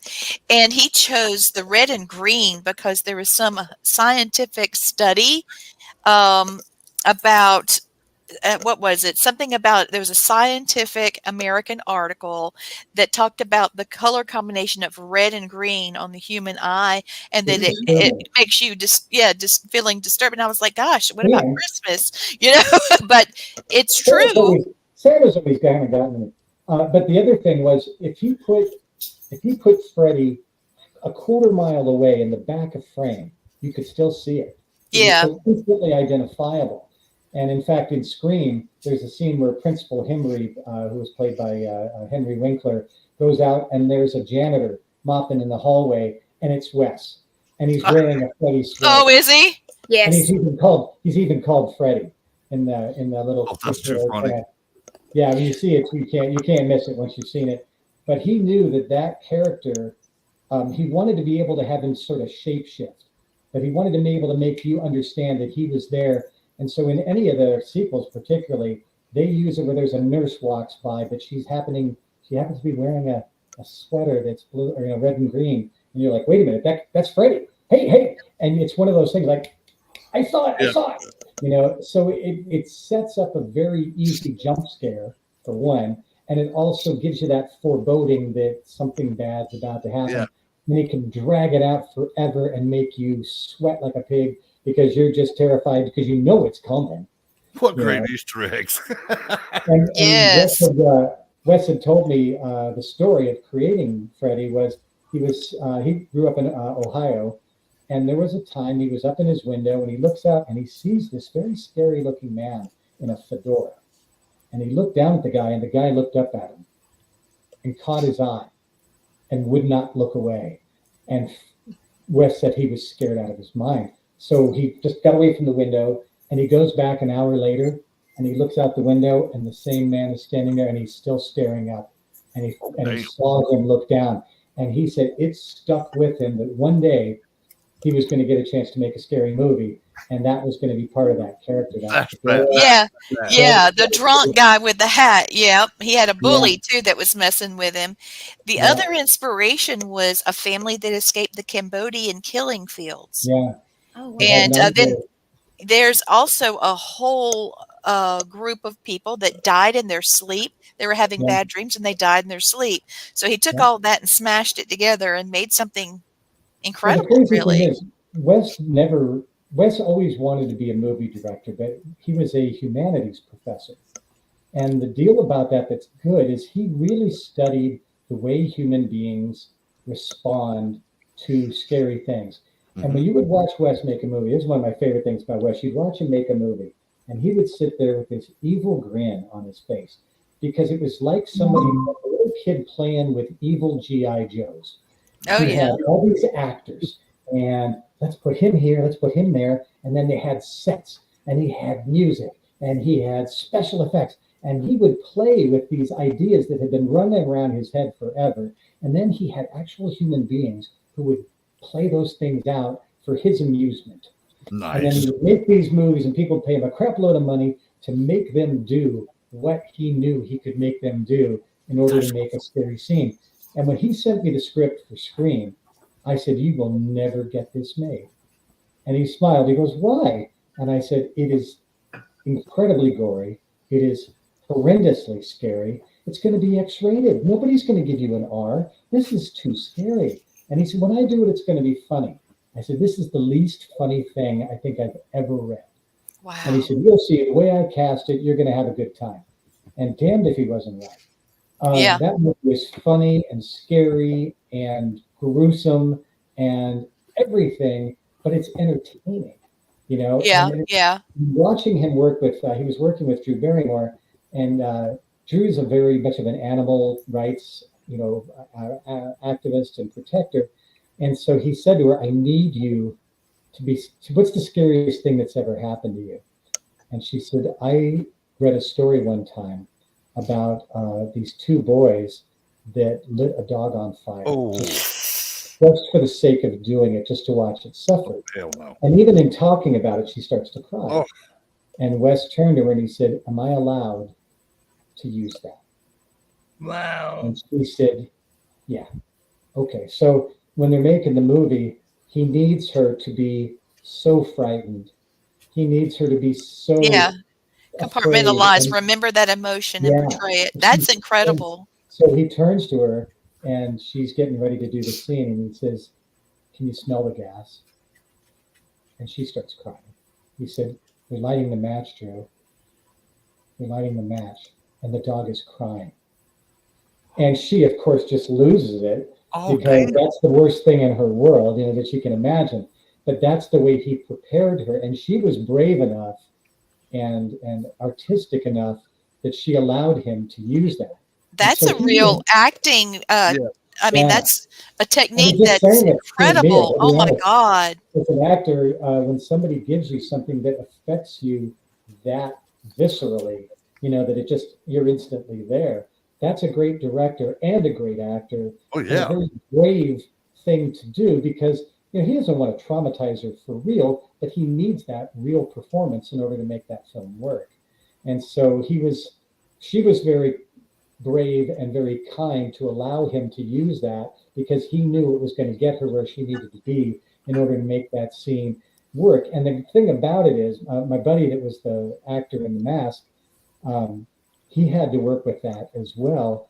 And he said that when he was working with Drew, he needed to be there too, and so he did everything he could to be as menacing and frightening to her as he could be without, truly traumatizing her, but for those moments. And the fun part about it is Drew is such a game camper. There's back behind the scenes video where you see her running from him and he stabs her and she's screaming and she hits the ground and she falls. Well, she falls onto a little high jump pit. And then you see her jump up and do a dismount. Like she's just did a dismount from the uneven bars. Oh, wow. Oh, wow. So she could just turn it off. She could do the scary moment and then immediately turn it off and go back to being Drew, who was just lovely and sweet and generous and, so sensitive. But she could jump in and she could jump right back out, fortunately. So it didn't really, negatively affect her long term. She said that, it scared her at the time, but she was able to leave it at home, leave it at the office, as it were, and go home and not, and come back the next day and be okay with it. But I know that when I saw that movie and I thought, they're not going to kill Drew Barrymore. I mean, she's the biggest name in the show, so knowing that you could kill off the marquee name in that film says that Wes knew he had you and he was going to twist and he was going to play with you and he was going to emotionally, yes, absolutely, scare you and he was going to surprise you, and you don't know what's coming. Don't think you know for 1 second how this is going to go. See, I love that because you're not thinking like the star's going to get killed off. They get killed off right toward the beginning of the movie. That's freaking awesome. Yeah. So to play with your assumptions. In fact, when Wes did 2 and 3, and he told me, I'm not doing 4. God is my witness. I'm not going to do 4. And then he started doing 4. And I said, so what's up? And he said, there's another project I want to do with Meryl Streep, and they won't let me do it if I don't do Scream 4. Oh, blackmailed him. Yeah, of course he wants. Who doesn't want to work with Meryl Streep? So, so he said, yeah, I didn't want to do it, but, you got to do what you got to do sometimes professionally. Yes. But he wanted to be known not just as a horror film director, but as a film director. Yeah, I don't blame him. I said, Wes, you've got this legend status. What are you worried about? He said, yeah, but everybody says horror movies. He goes, I want to be known for movies, not just horror films. And I get it. There's this idea that doing horror movies was for, up and coming directors, not for real directors.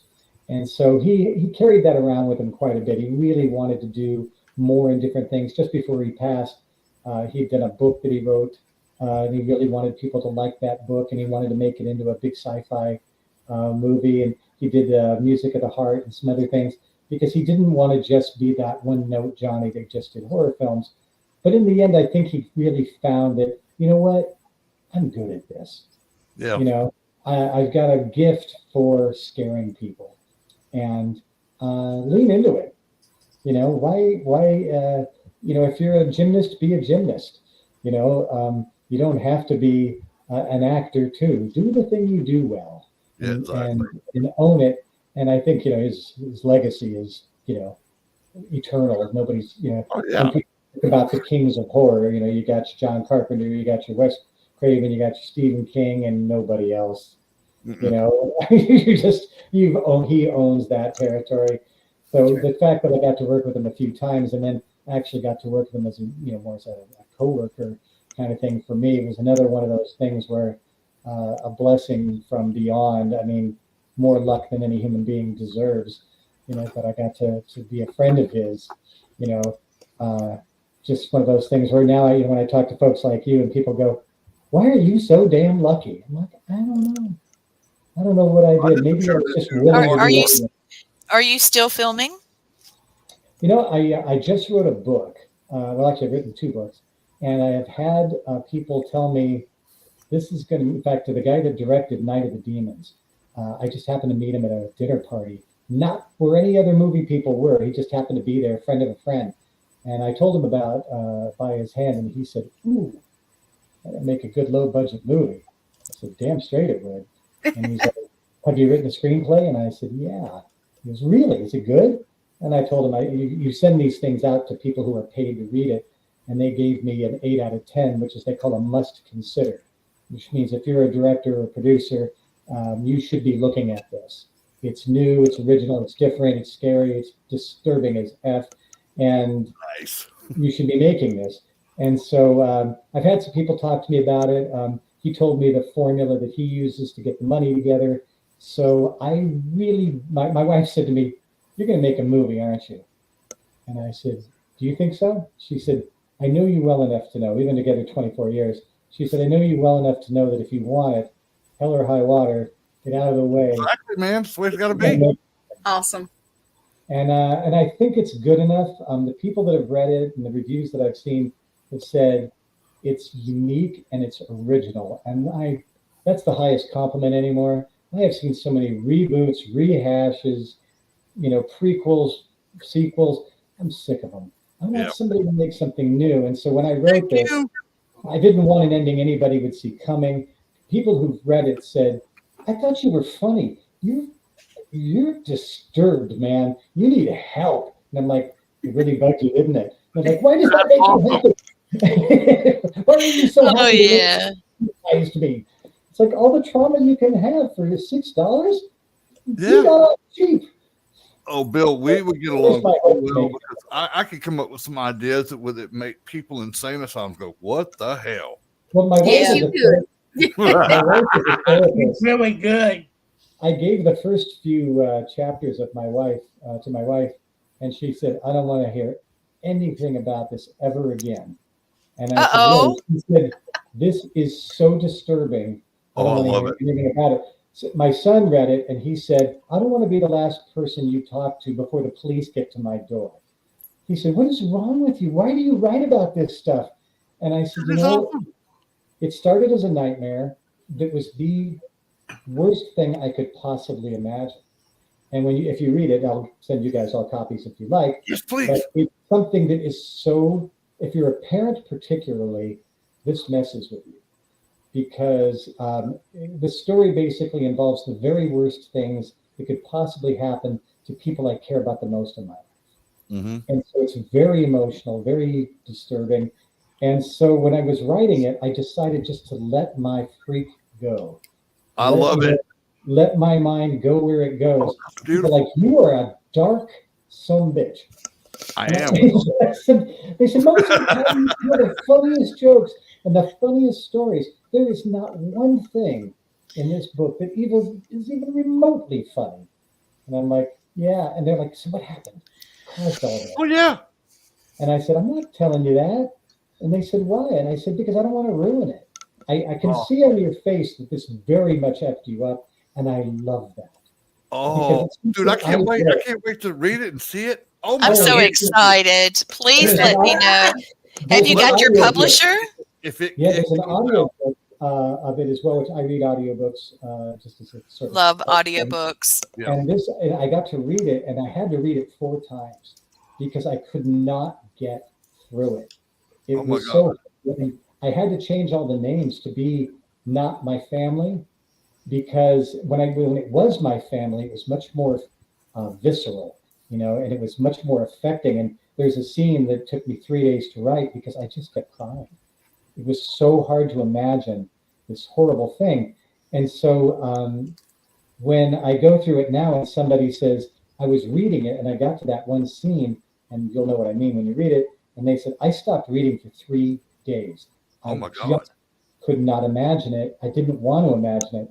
So my producer or my publisher comes to me and says, where's book 2?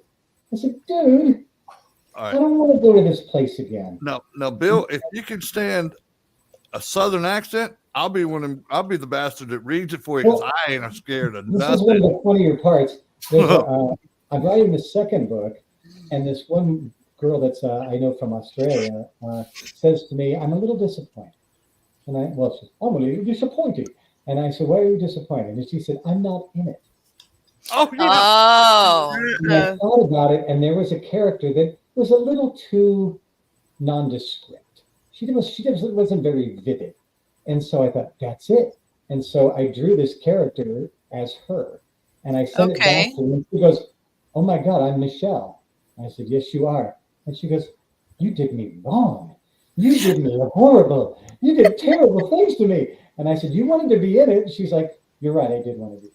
She goes, is it going to be a movie? I want Nicole Kidman to play me. Yeah, and so it's kind of funny to be the creator of something where I could actually make it you. Why not? Yeah, really. That's cool. That's my like I said, if you need a deranged bastard with a southern accent, I'll be happy to do the book for you. The only deranged people I know have southern accents. That's just the way it is. Dude, I can do it so well too because I can lose my southern accent when I need to. Well, it's funny. I have a real problem with picking up accents when I go places. Yeah. All of a sudden, I was just in England for 2 weeks. Well, I came back and I was talking to this girl the other day, and she says, are you from England? I said, oh God, am I doing that? Yep. She said, wow, you sure do pick it up quick. And when I was in New York, people said, how long have you lived in New York? I said, I've never lived in New York. And they said, you talk too fast for a Californian. I said, yeah, my mom's from New York, so I kind of pick up. You're an actor, you know? Yeah, I would hope you could do those accents, Bill. You're supposed to. In the audiobooks, I had a 7-book series I had to do, and I had 35 different voices from all over the world. And I had to do Scottish, and I had to do women's voices, and I had to do all these different things. And so you get used to it after a while, just sort of absorbing it. But doing my own book was difficult because I know these people, and they're real, and I care about them. And so when my friends would read it, they're like, dude, I thought you liked me. I'm like, just understand this, that if I didn't truly care about you, I wouldn't have killed you. No, dude, I'd have been like so honored, like, dude, you're so awesome. Well, when one of the friends called me, he's like, am I Emerson? And I said, yeah. And he goes, wow, dude. And I said, I'm sort of sorry, but then again, I'm not, because I'm not sorry. If it bothered you, it means I painted a very clear picture. Well, let me show these pictures real quick. I think everybody's going to love them, Bill. You ready? Yeah. I'm stalking you. Hey. Hold on. Boom. Yeah. Yes. So that's you look amazing. Look at you. That's Nightmare 4 in the upper right. That's actually Elvira, Mistress of the Dark, but it's the same kid that I doubled in Nightmare 3. And the pictures on the opposite corners are from Return of the Living Dead Part 2, when I was doubling the kid, and then when I was just what we call a utility zombie. Because, a utility zombie. A utility zombie, meaning I didn't have a character name per se, but I am zombie number 71 or whatever. Nice. But I have loved these characters. I mean, it's intense that you are these guys. When you get to thank you. The makeup is so much fun. The makeup is fun. I loved sitting in the chair. I loved getting up and recognizing that I get to be this thing. I would love it. Oh my God. What a life, brother. I remember we were doing Hook, and we're up in the rafters of this scene, and we're about to swing on ropes and attack a full-size pirate ship, Hook's pirate ship. And the other guy looks over at me and he goes, can you believe they are paying us for this? I said, really? Can you believe it? How much fun. Yeah, you're 60 feet up. Now that's a little scary. And you're swinging on this rope, and you're going to grab onto the ropes, and attack, and you've got a sword, and you're going to go into a fight. But this is everything you did when you were 10 years old. You just didn't have a real ship. That's true. It's all the fun stuff that you wanted to do when you were a little kid. You just get to be old enough to be strong enough and durable enough and have all the fun stuff. And then somebody's going to pay you? Are you out of your mind? What more fun can you have? Okay, here's another one. Here's another one. Yeah, there's Will. There you are with Wheaton. Now that's intense. You could be his brother, no doubt. You notice he's about an inch taller than me. 1 year later, he's 5 more inches taller. Oh, wow. Oh, Lord. What is wrong with you? Stay away from milk. Can't you smoke? Yes. Anything that will avoid growing. I needed this gig, you know. Yeah, I love seeing you in makeup. Super nice kid, and that was a fun show to work. I bet here's my fave. That's Bill flying. Oh wow. Lori Petty was in League of Their Own. She was in Point Break. Yes. There's more Star Trek stuff there. So when I was dubbing Lori, her mom couldn't tell the difference between us. Oh wow! Just because I was with the makeup and all that stuff. Her mom comes up to me. Her mom comes up and says, "Lori," I go, "Yeah, Mom." And she says, "Oh my God, I thought you were Lori." And I said, "Well, that's the game." And Lori had super short hair at the time, and so none of the women stuntmen or stunt people wanted to be her double because they didn't want to cut their hair just for a couple of days on a TV show. So they were looking for a guy, and I just happened to have the delicate young frame of a 16-year-old girl. Nice. Not exactly bragging rights around with him, but it works for me. Bill, I got to ask you. Tell us about the Dangerous Tour with Michael Jackson, 1992. Oh, all the fun you could have. Michael Jackson, you hear a lot of bad stories, and I don't have any.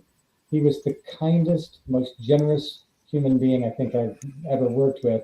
And I got to sit at these big concerts. There's 100,000 people at the show, and there's a big steel gate. And behind the gate are big, strapping security guards keeping anybody from trying to get over the fence.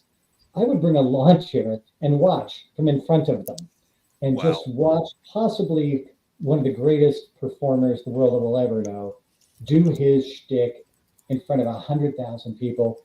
And then at a certain point in the show, he would put on a rocket and fly out of the stadium. Or so you thought. It was actually a good friend of mine named Kenny. And so the big okay. Big end of the show was Michael would strap this rocket on and fly. Well, we would bring this big box out on the stage, and the box had the rocket belt in it, but it also had his stunt double. And so Michael would bend over real quick to pick up the rocket, but instead of standing up, he would climb into the box, and the guy in the box would get out.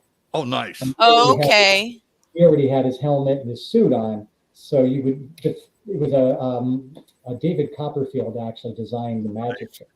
Oh, that's cool. So, each night I would go out on stage and I would be part of the magic trick, and I would strap this guy who was Michael's double into the rocket belt, and we would sit there and we would look at clipboards like we were doing something, which we were giving Michael a chance to get out of the box, get into his limo, and be on the way to his hotel room long before the concert ever ended. Nice. Nice. But we traveled from England to Romania over the course of 2 months. I was treated like a rock star. I mean, just as much as like a rock star as you could be. Travel the whole world, stay in the best hotels in Europe, all on somebody else's dime, while getting paid $10,000 a month, which was 1980 or 1992. That's a lot. That's a lot for today. Okay. All expenses paid for everything. You couldn't spend the money they gave you. Wow. Because everybody was paying for all your meals, casinos, nightclubs. You live the dream. Okay. Jumping into the Seine River in France, because why not? Okay, so pictures or it didn't happen, right? Here it is. Oh yeah, that is Jennifer Batten. That's what I used to look like when I had my 80s mullet. That's Jennifer Batten. That's awesome, man. You look like a rock star there. You do. And here we go. This is the stunt he was talking about with the rocket and everything. Yep. And that's in Romania. If you ever want to, you can see it on YouTube. They have the big closing sequence, and you can see me in all of my mulleted glory. Oh my gosh. We all had one. It's okay. Oh, I had mine. Don't worry. I was a teenager in the 80s. Yeah, I had my mullet till I went in the military. Then I didn't have no mullet no more. I'm kind of going reverse mohawk now. I guess on the sides. Yeah, if you let it grow, you could sub for was it the clown on The Simpsons? A clown. Hey. What's And when my hair grows, it's funny. I call it the Krusty effect. If I don't cut my hair, it goes straight out of my head. That's funny. Like forever. Yeah. You know, so I just got it cut today because I got a show this weekend and I didn't want to look so scraggly. But yeah, it is the absolute bozo the clown effect. Nice. I don't have a lot of hair, but it grows straight, it grows long, and it goes directly in opposite directions of wherever I am going. I don't know why. Well, don't worry about it. The Lord has his funny ways. He decided that I don't need any hair here, but that little spot right above the crack of my ass, that needs to be woolly as a mammoth. Please explain to me the evolutionary necessity of having hair on my low back, but not on the top of my head where I need it. Yeah, I never understood that genealogy anyway, how that happens with the chromosomes. I don't understand it. Why does George Clooney get to keep his? He's got everything. I need so little in this world. And you take it all away. What other questions? So you know what? It just hit me that when you did Elvira movie and you were trying to get her picture, she actually had just changed clothes. It basically a strip tease, and she had gotten in her little, well, it turned out to be an Elvis pajama set, but you know, her dream she had this flowing chiffon, you know, dress. Here's the movie poster, guys. And the thing is, I just saw her 2 weeks ago. She was. Did you? Saw her at a show in Long Beach, California. She is actually a redhead. Yeah. Yes, she is. I have had a thing for redheads. As my stepdad used to say, did you ever sleep with a redhead? He said, never, not a wink. And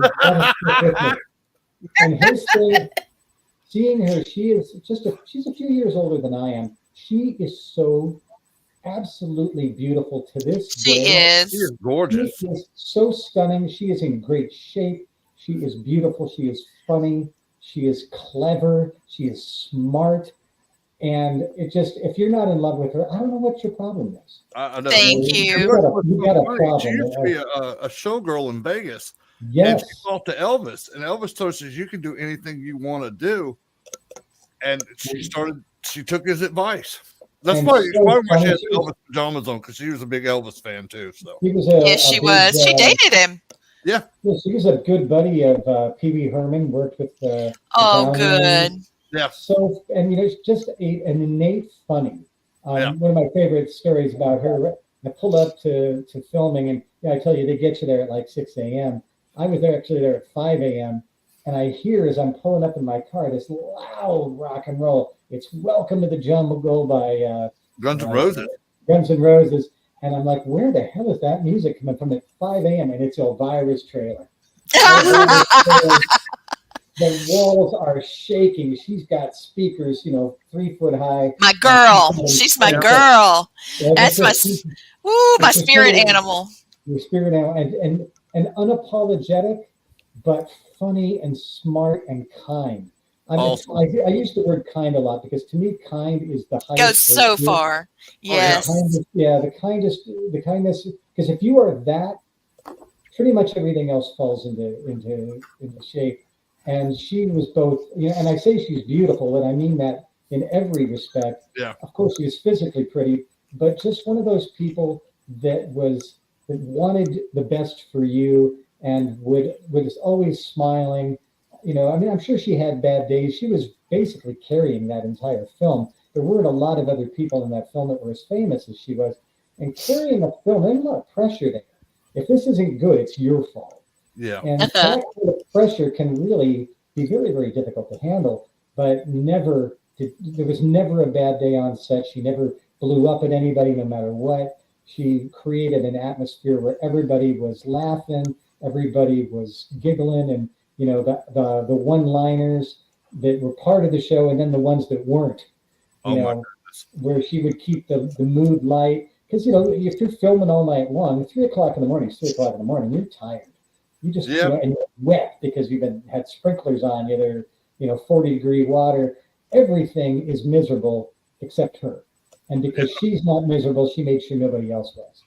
And so that kind of thing is what you value in human beings, where they can take a difficult situation and make sure that you're comfortable and make sure that you're still having a good time because she's having a good time. She just carries you right along with her like a river. You know, if she was having a bad day, I'm sure we all would have, but she never let that happen. Right. She's got lots of theater training. I mean, classic theater training, very smart. And she created this character, Elvira herself. She said she was inspired by Anne Margaret in Viva Las Vegas. And so she actually, like I said, she went on a date with Elvis. Of course, we've been talking about that. But she also, she had a small role as a showgirl in the James Bond film Diamonds Are Forever. And she was a topless dancer in the film Working Girls. So, I mean, she had a lot of things. It's true. But, you know, she was in recently, Rob Zombie did, they redid The Munsters. And his wife is actually, not Morticia, Lily. And Cassandra has a cameo, you know, but she's not a monster. She's actually a person this time, and she's reacting to the monster. But I hear that voice, and it's still Elvira in there, and I'm like, girl, you need to be in all black rocking your thing. I love her. When I saw her at this convention this week, the line was over 2 hours. I can believe it. I just went up there and baby, just give me a hug. That's all I want. Yeah. You know what? I'm not sure why, but she actually had a big plexiglass thing. I'm not sure if she's been, if she was ill or she was afraid other people were. But, probably, she couldn't do that, but she was just as kind and friendly and easy to talk to as anybody could be. And you know, when you're doing these conventions, if you have a line like that, there's a sense that you got to rush through because you don't want to make people wait. But on the other side, it's like, hey, if they've waited an hour to talk to me, I'm not pushing them away. Yeah. You know, they paid a lot of money and they've waited quite a long time. This may be the only chance they ever get to meet me. Let's make that special. Right on. You know, let's make sure that it's really worth it for them. And I really appreciate that. I don't get long lines to meet me, but I do recognize that those people that do want to meet you, they expect you to be personal with them. And the worst thing in the world is to watch somebody walk away disappointed from meeting a hero. So, or even just a celebrity that they cared about. So I watched her, and she was just as genuine and just as interested with each of gotta be 2,000 people as she could be, because she knows that people were looking forward to this. It's got to be important to you. You know, it's got to be you've got to be as gracious as you can be, no matter how long that day is. Because for them, this is their one and only chance. Yeah. And they've been looking forward to this. When you come to the con, we're going to send people down your way all the time. Hey, go see our buddy Bill down there. You'll like him. Oh, we're going to be first in line. No, I'm going to call Teresa and beg to be beside you. I'll get there early, and whoever's beside you, I'm just going to kick them away. Like, get the heck out of here. Bill's ours. Yes. I'll tell you the truth. You know, when I get to do these things, my kids are so tired of my stuntman stories that the idea that someone would actually come up to me interested is they like, will. They will. God bless you. Because for me, I love talking stories, obviously. I am a storyteller just by nature. Yeah. And when I can tell, my favorite thing to do is have somebody come up to me and ask me a question I haven't heard before about some movie, and I can tell them some little tidbit about that favorite film that they could never have known. Because they go home and they watch it again, or it comes on TBS, or it comes on Max, and they watch it again, and they call all their friends, and they go, I talked to that guy. Wait, you're going to see the little wires that pulled that stupid wheelchair after him, or they also filmed that with they put that wheelchair on the back of an ATV and almost ran him over. And they love telling the story. They love telling the story as much as I do. Oh, sure. Because it took a favorite moment from a favorite film, and it's all new again, you know, and it costs me nothing to do that. And I know that now I've given them an extra little level of enjoyment of something that I enjoy, that they enjoy, that everybody, you know, lots of people enjoy, you know, and they come to the cons and they're dressed and they're just letting their freak flag fly. You know, well, they're not embarrassed. No, this is your tribe. Go ahead and have fun. Don't worry about what anybody thinks about it. But worry about that on Monday when you got to go back to work. Thank you. And Sunday, have some fun. Hang out with your friends. Dress up like Captain Kirk, who just got, his head chopped off by a weed thrasher. That's fine. That's funny. Do it your own way. Have some fun. And that's why when I go to the shows, my wife's kind of an introvert, so this isn't her game at all. When I go to these things, she said, you come back and it's like somebody just electrocuted you. You have all the energy in the world. Like you didn't just spend 10 hours talking to people. Mm-hmm. And I'm like, this is my jam. Yeah. And we love it too. It's like when we do the Paracons, it's so much fun for me and Lee and to get to do them because we get to meet cool people like you. And then it's weird because people know who we are. Yeah. And it's like, this is pretty cool. They're coming to see us. I was watching one of the podcasts from, I think it was Stan, and there was a bunch of Ghostbusters. And you see, this guy had just been adopted into, I believe, the Alabama Ghostbusters. He couldn't have been prouder if he had just landed on the moon. Oh, yeah. I loved the fact that the thing that struck me about it was he wanted to be part of a community of people that love the same things he loves, and they invited him in. Yeah, and Ben Bracken is such a great person who runs Alabama Ghost Hunters, and he also runs Alabama Abnormal too. I've known Bill. I used to be terrified that anyone would find out that I used to be in movies. When I would start a new job, I would just try to avoid it like the plague, and then eventually somebody comes by and they're like, "Are you William R. Perry?" And it's like, shit. And they're like, "Did I see? Are you that guy on IMDb?" I'm like, "Look, man, it was a long time ago. Please don't tell everybody in the office. I got credibility issues. And they're like, no, I'm going to tell everybody." And then everybody finds out, and everybody teases me about it. And so I was like, it was off limits. Well, a couple of years ago, my buddy Lee started doing some shows, some conventions, and somebody said to me, "Well, why aren't you doing conventions?" I said, "Who would give a rat's butt about me? I'm nobody. I'm just some stunt guy." And they said, no, these people love these movies. I'm like, yep, they do? And I thought, no, I used to think that the reason I didn't want to do horror films was they were never going to be remembered. Well, here we are. No way. Are you kidding? Seriously, 40 years later, it's all anybody cares about that I've done. Yeah. And I can now stick my chest out and, be proud of myself again. And it's really lovely to have people come up to you and tell you, that was the first scary movie I ever saw with my dad. Look, the first R-rated movie I ever saw. And it means so much to me that I get to meet you. And it's like, oh. Look, I'm just going to tell you now, the horror conferences are just booming.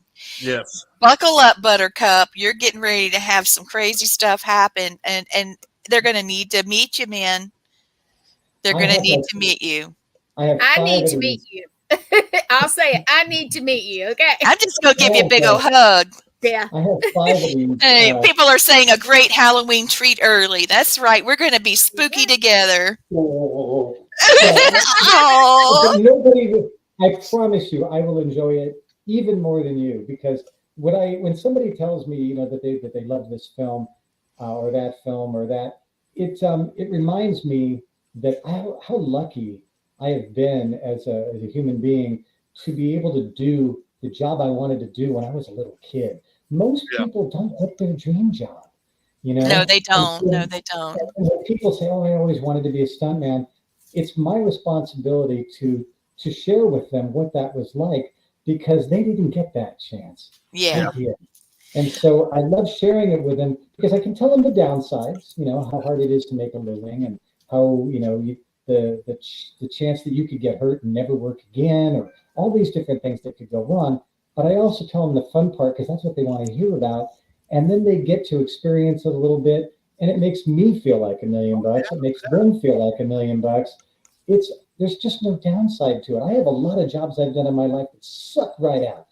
This ain't one of them. I'm so happy for you. There's nothing about this that isn't absolutely joy. I've got so much I'm going to ask you, but we'll wait till after the show. Guys, we only have like 1 minute. Do you have anything else that you guys need to talk to Bill about other than we're first in line to be able to meet you? Thank you. Yes. Yep, I want to know his ghost story, but that can be in person. So. All right. Yeah, you just have to come back, okay? All story. Yeah. In fact, it's funny. I've done now. This is, I think, my third sort of podcast for this particular show. I don't know if anybody else coming. I mean, I think everybody that's coming has actually interviewed me. I don't think I'm going to have anything. Oh no, you'll see. It's going to be. Yeah, I started teaching workshops. It was supposed to be one for both topics.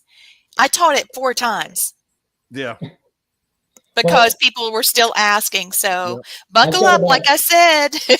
I've got about 45 minutes. I'm doing a thing called What It's Like to Be a Hollywood Stuntman. Good. It's going to be about 40 minutes, and it's going to basically tell you how I did what I did, why you might not know what the difficult part about doing stunts is. I touched on it a little bit. We didn't get to talk about that. We didn't have enough time. Find out, they're going to be like, that's the difficult part. And it's surprising. I really think that when I've coached people who said, I want to be a stunt person, usually by about the first half hour, they're like, I don't think I want to do this anymore. I'm like, I know, right? Because it's a life. It's not a job. It's your world for 24 hours a day, 7 days a week. And it's a terribly bad paying job where people treat you like crap. I understand. No, I get it. People in the real world think you're a flake. Well, I tell you what, we're going to put it's fine to be a boyfriend, but not your husband. You know? So it's a very different world. Oh, I see what you're saying. Yeah, I see exactly what you're saying. Well, we're going to put a bookmark in this because we want you to come back, especially before the Paracon. We've got so much we want to ask you. Thank you, everybody, for watching. I'm not going to end with a blessing tonight because it's been horror movie stuff. So we're going to lean into the horror stuff. Thank you so much for watching Family Spirit International. Mwah! Mwah! Mwah! Well, there we go. Just that easy? Yep, pretty much.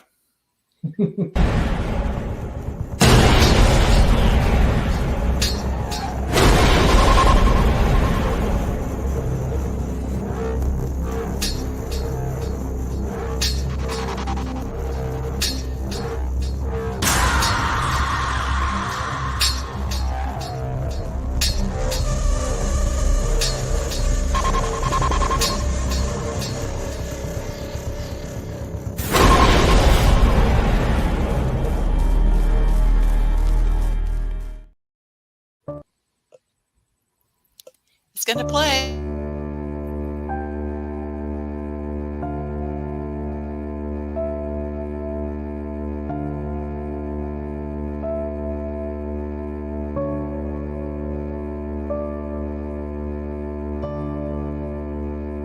If this charges, you guys run. I'll hold it back. I'll shoot at it, hold it back until I'm scared. But if this thing charges, I can defend myself. You guys.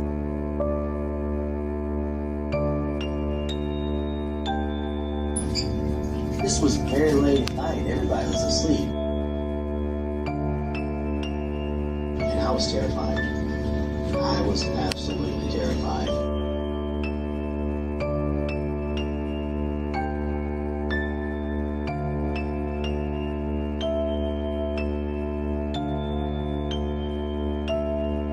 That's started here.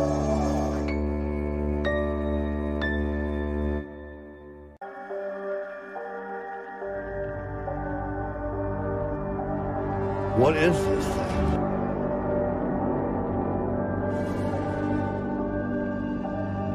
Something from behind me pushed me all the way to the ground.